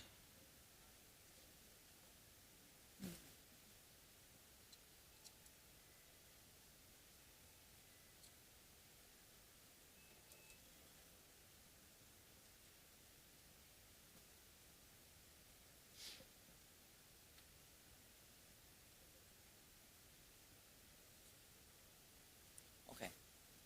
So this is the procedure. Little colonoscopy here.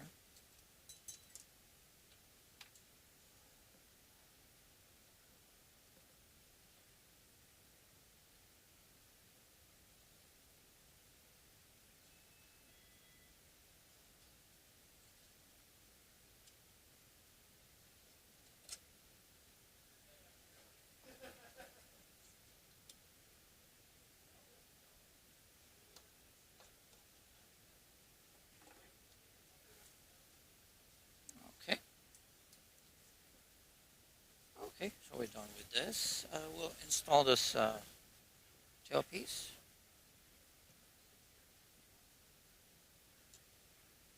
I see. Now is the time to clean it. We want to leave some of the patina. That's quite all right on a either used or vintage guitar. I don't think this is vintage, but what do I know? So vintage is a guitar that's at least 25 years old, I think. Or should I say, it can't be less than 25 years old to be considered vintage. And even that's a stretch.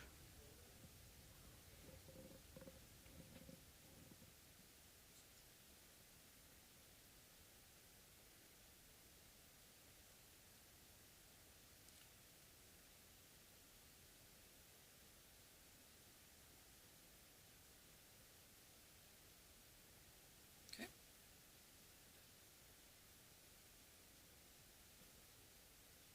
And now we install this here first.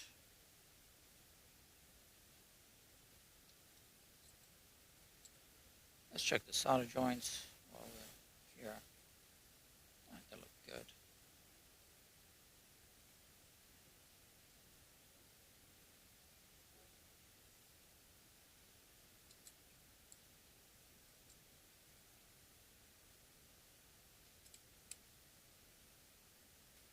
Okay, perfect.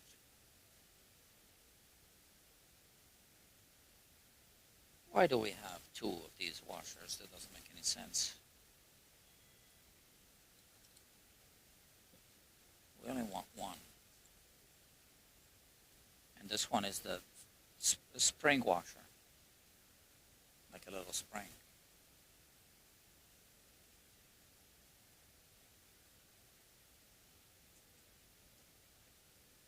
not sure which size this is.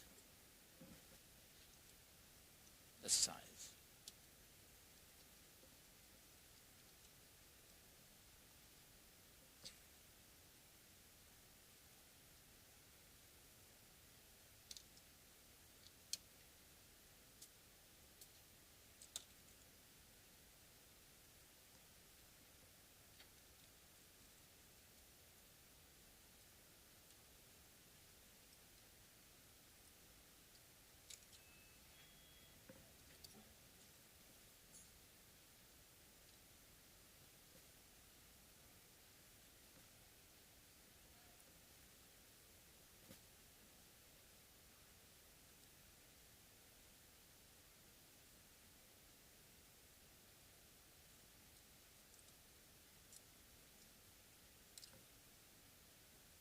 Just want to make sure that it is tight. It doesn't come off later.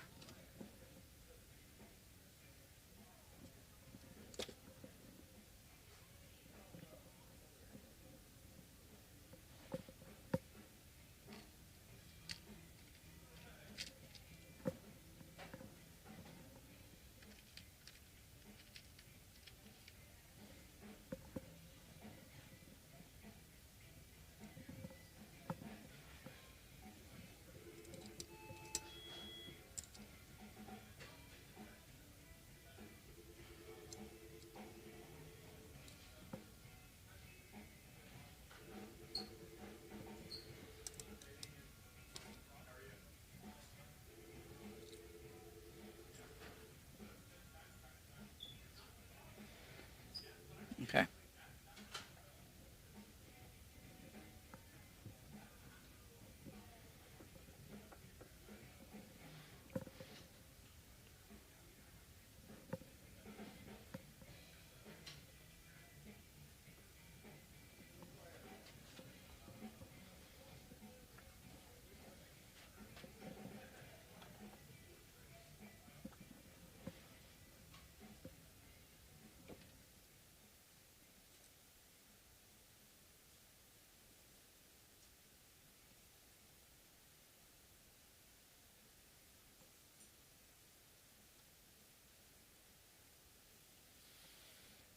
All right.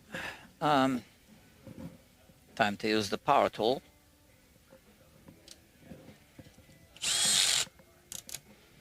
At its lowest torque setting, because I don't really want to tighten it with it. I just want to come close.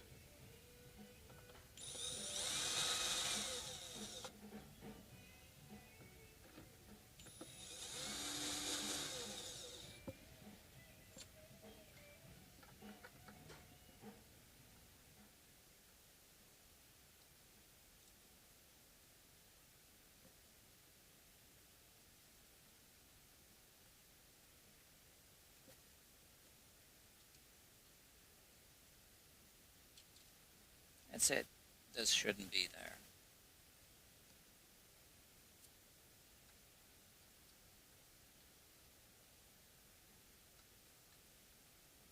Okay.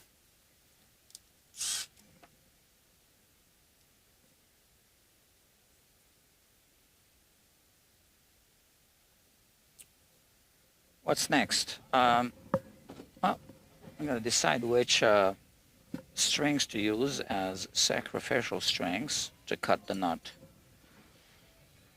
So we've been live streaming for 2 hours already.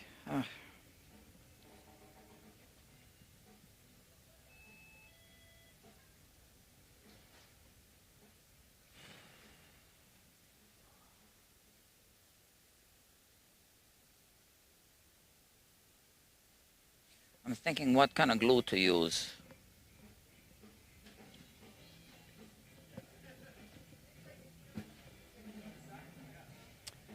I think I'm going to use canopy glue,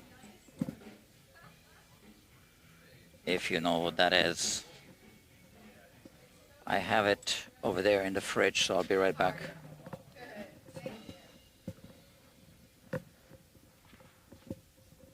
I keep glue in the fridge, make it last longer. Here I have it.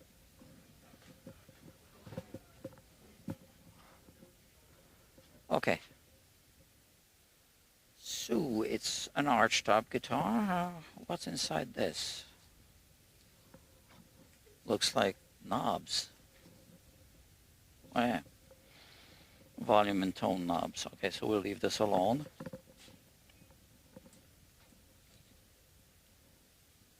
What's here? Nothing. Okay, friends. So we want to put a set of sacrificial strings on.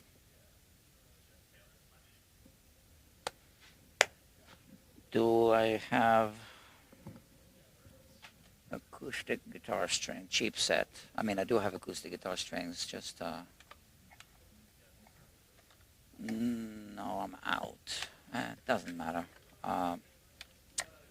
I can put a set of 10s right here. I already have them ready.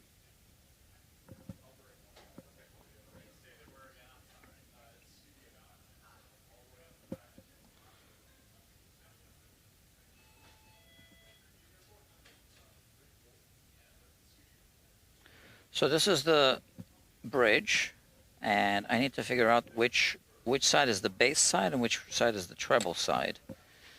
So sometimes it's not the same, right? It needs to be well seated.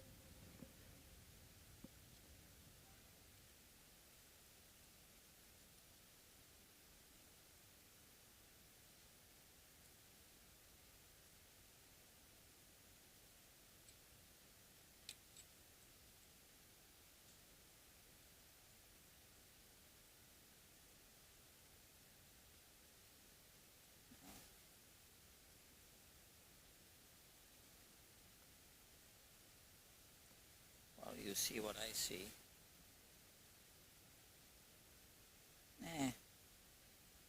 I can see how they carved it by hand, but they didn't really fit it properly. And I think we've exhausted the budget on this one. I really can't be doing this, adding labor to the project. So this fits better like this, and I'm going to mark off the bass side with a little red dot here. All right. Yeah, so here on this part, so that I know. But this is obvious, right? This is the bass side, this is the treble side, right there.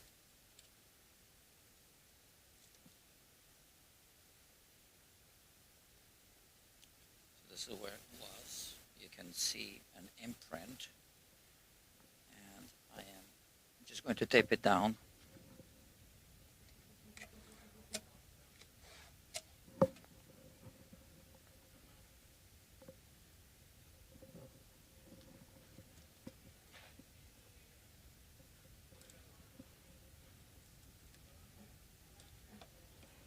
Just like that.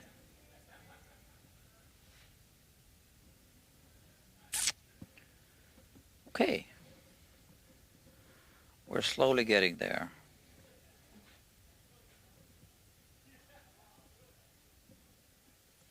So these strings are 10 to 46.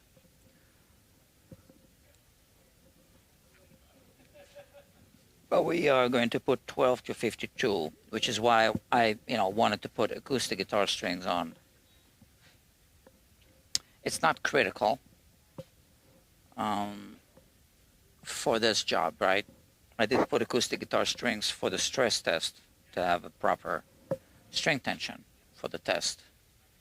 But here we're just cutting the string slots, so I'm just going to cut it for 12 to 52, but we are going to put 10s on for the height measurement.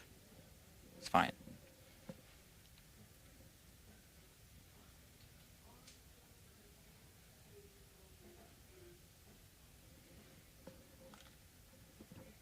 Hold on.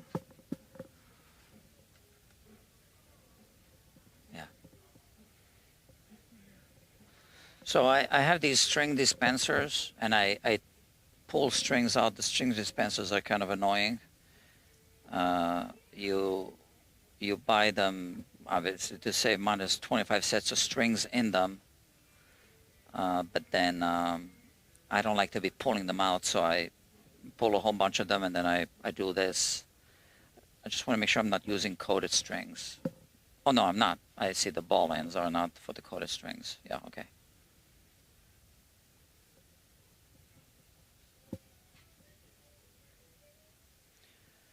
So I'm going to put the high E, the low E, then glue down the nut, and then we'll put the rest of the strings on.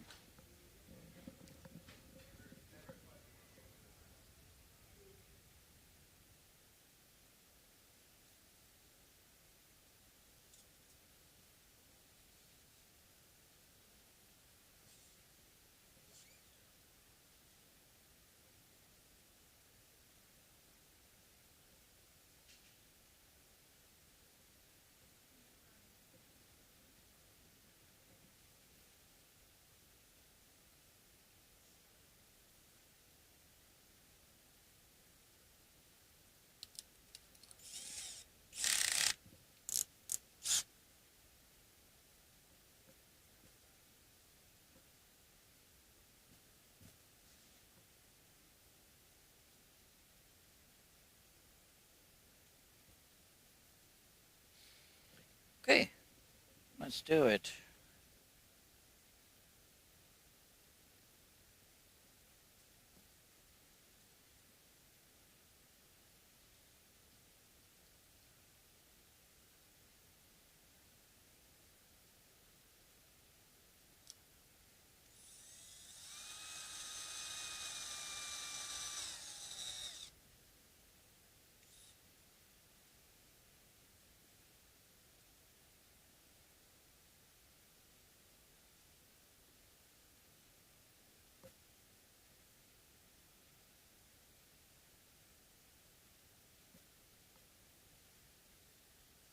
Oops, I lost the nut.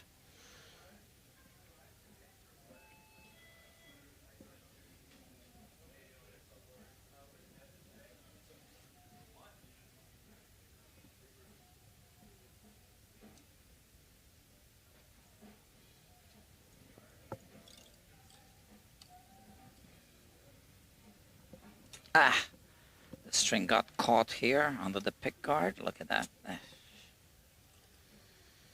Ah, come on.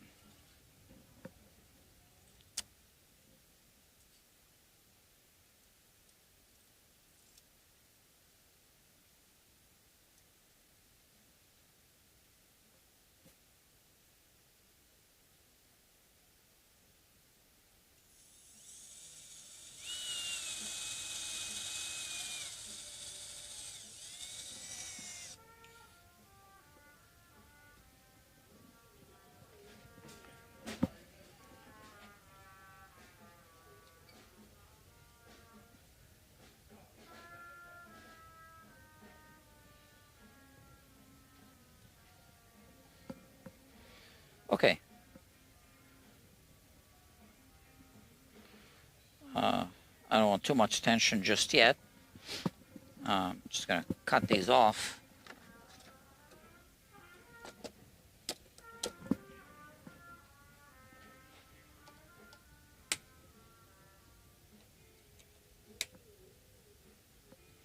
So like I said, I'm gonna use canopy glue.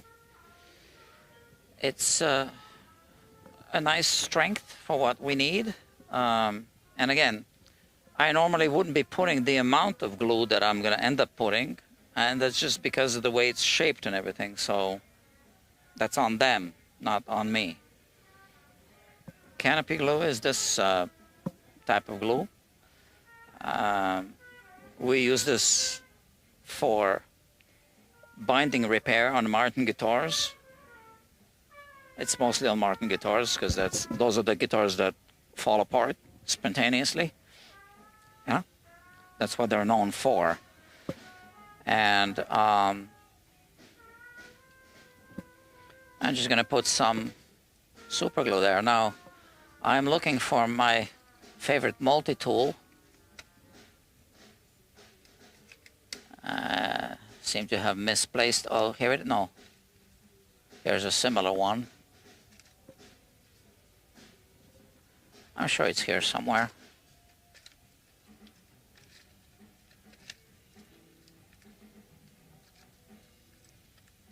I need to clean up my stuff. One day, when I grow up, I will. This is another multi-tool that I don't want to damage. I guess I can use it. I'll be careful.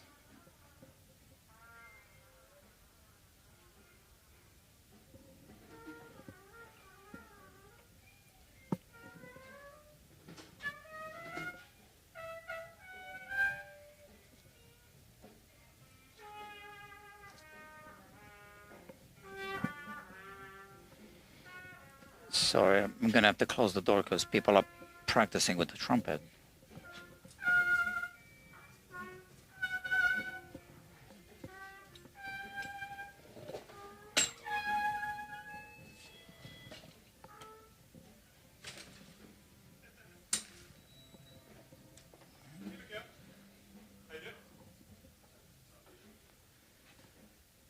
That's what doors are for.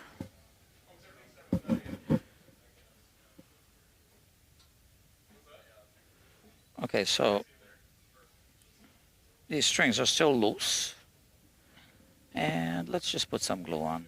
All right.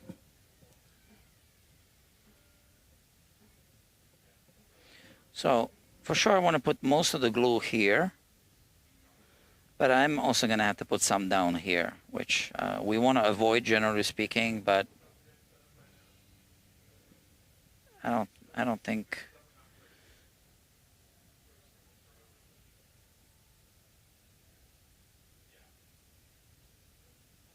So the reason why you want to put it here and not on the actual shelf is because when you remove the nut, you cannot damage this wood grain because it's end grain. But I do need to put a little bit here and there on the bottom, just because of the way that there was already glue there, and I just want to make sure that everything's seated. But I'm not going to put more than this, right? I could put more here if I really want to.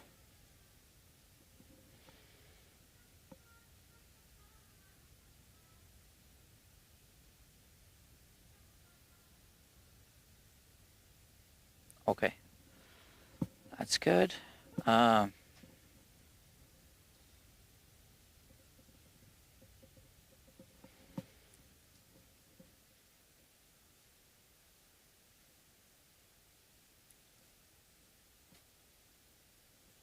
now we just need to place it.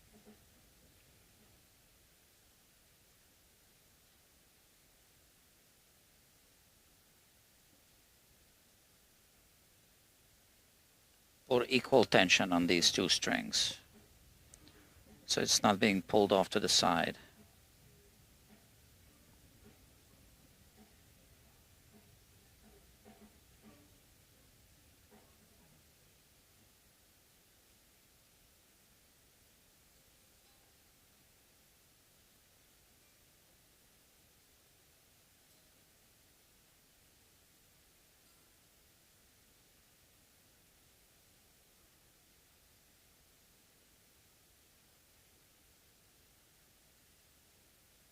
I think that's good. Sometimes I use the capo to clamp it down.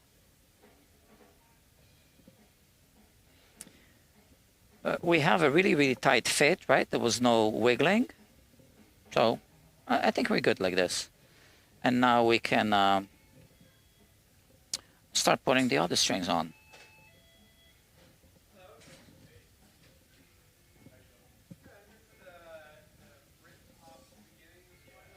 We no longer need this.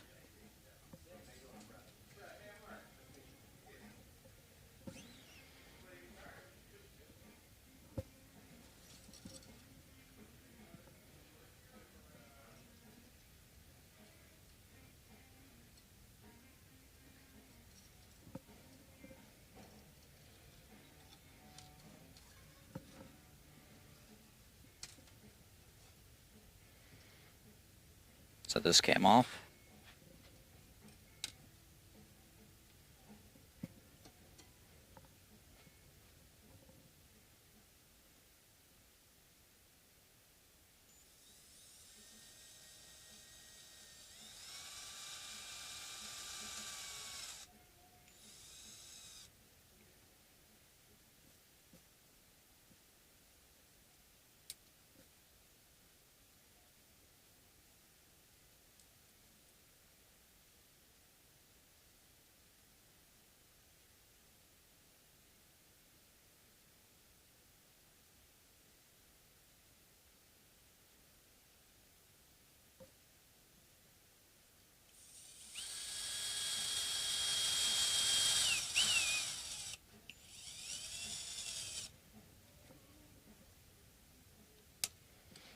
And I can keep putting some tension on these two as well.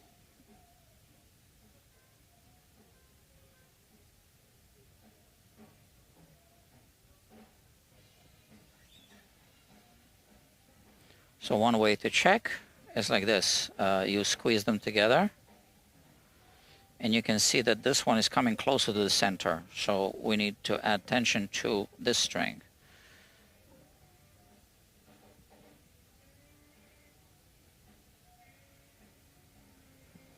Okay.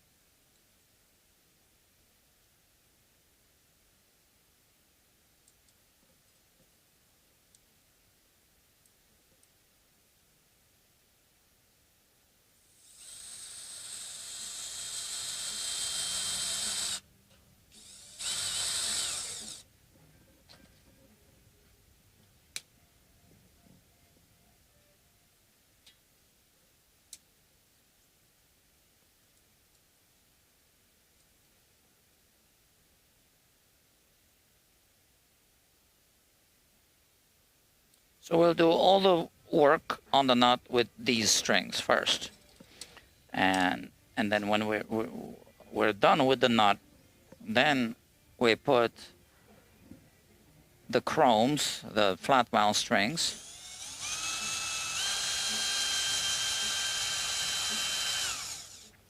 and then do the setup.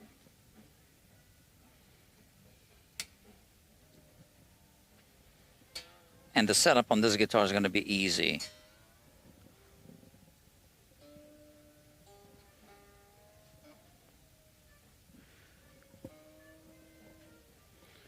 Okay, so this can sit like this for a few minutes.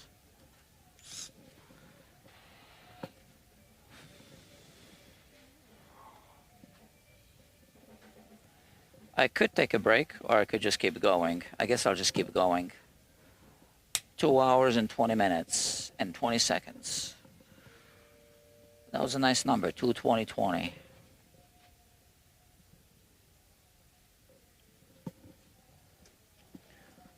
Because I really want this customer to be able to pick this up on Saturday.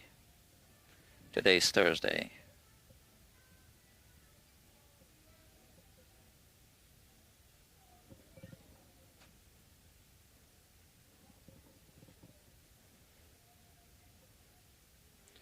So this is such a tight fit here. It's actually a little shy of the surface, so we won't be filing the sides of this nut. And now for the first time I get to check the height. Yeah, it's quite high. So let's start the filing job procedure.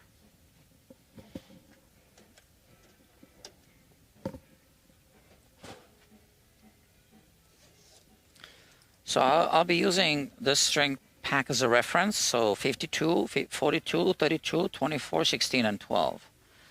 So we'll start with a 32 gauge file. We might need to start with a smaller file, actually, just to get it started, depending on the width of this pre-slotted string slot. But we'll see.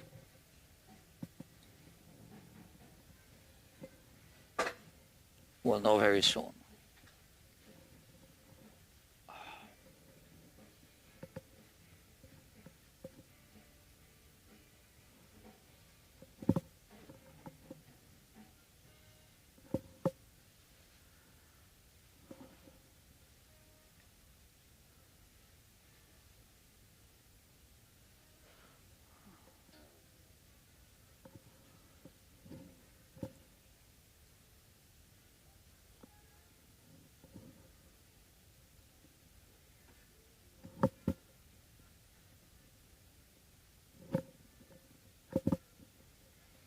Are we good?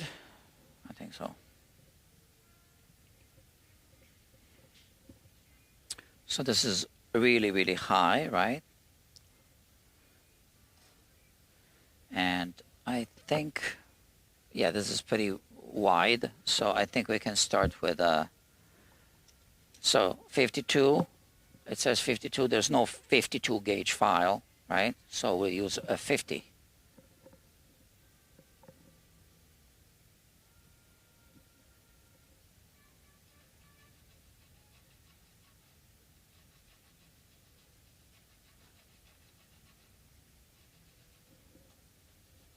We want to make sure not to damage the headstock.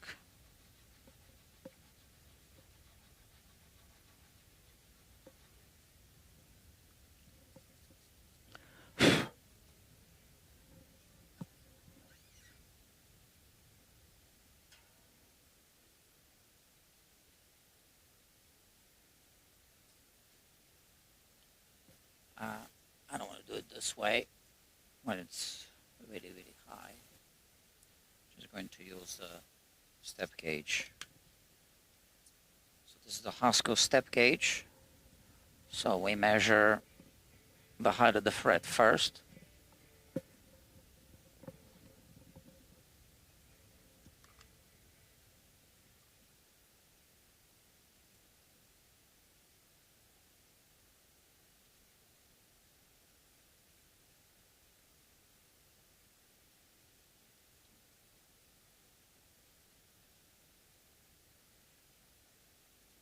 So it's kind of low.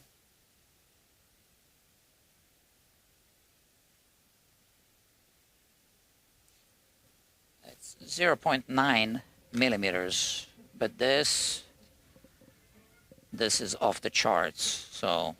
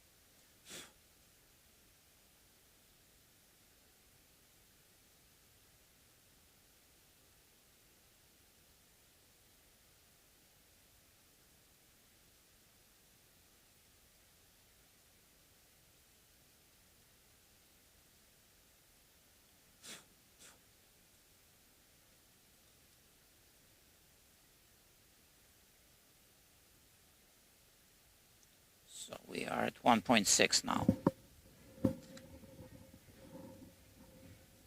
Why did this switch?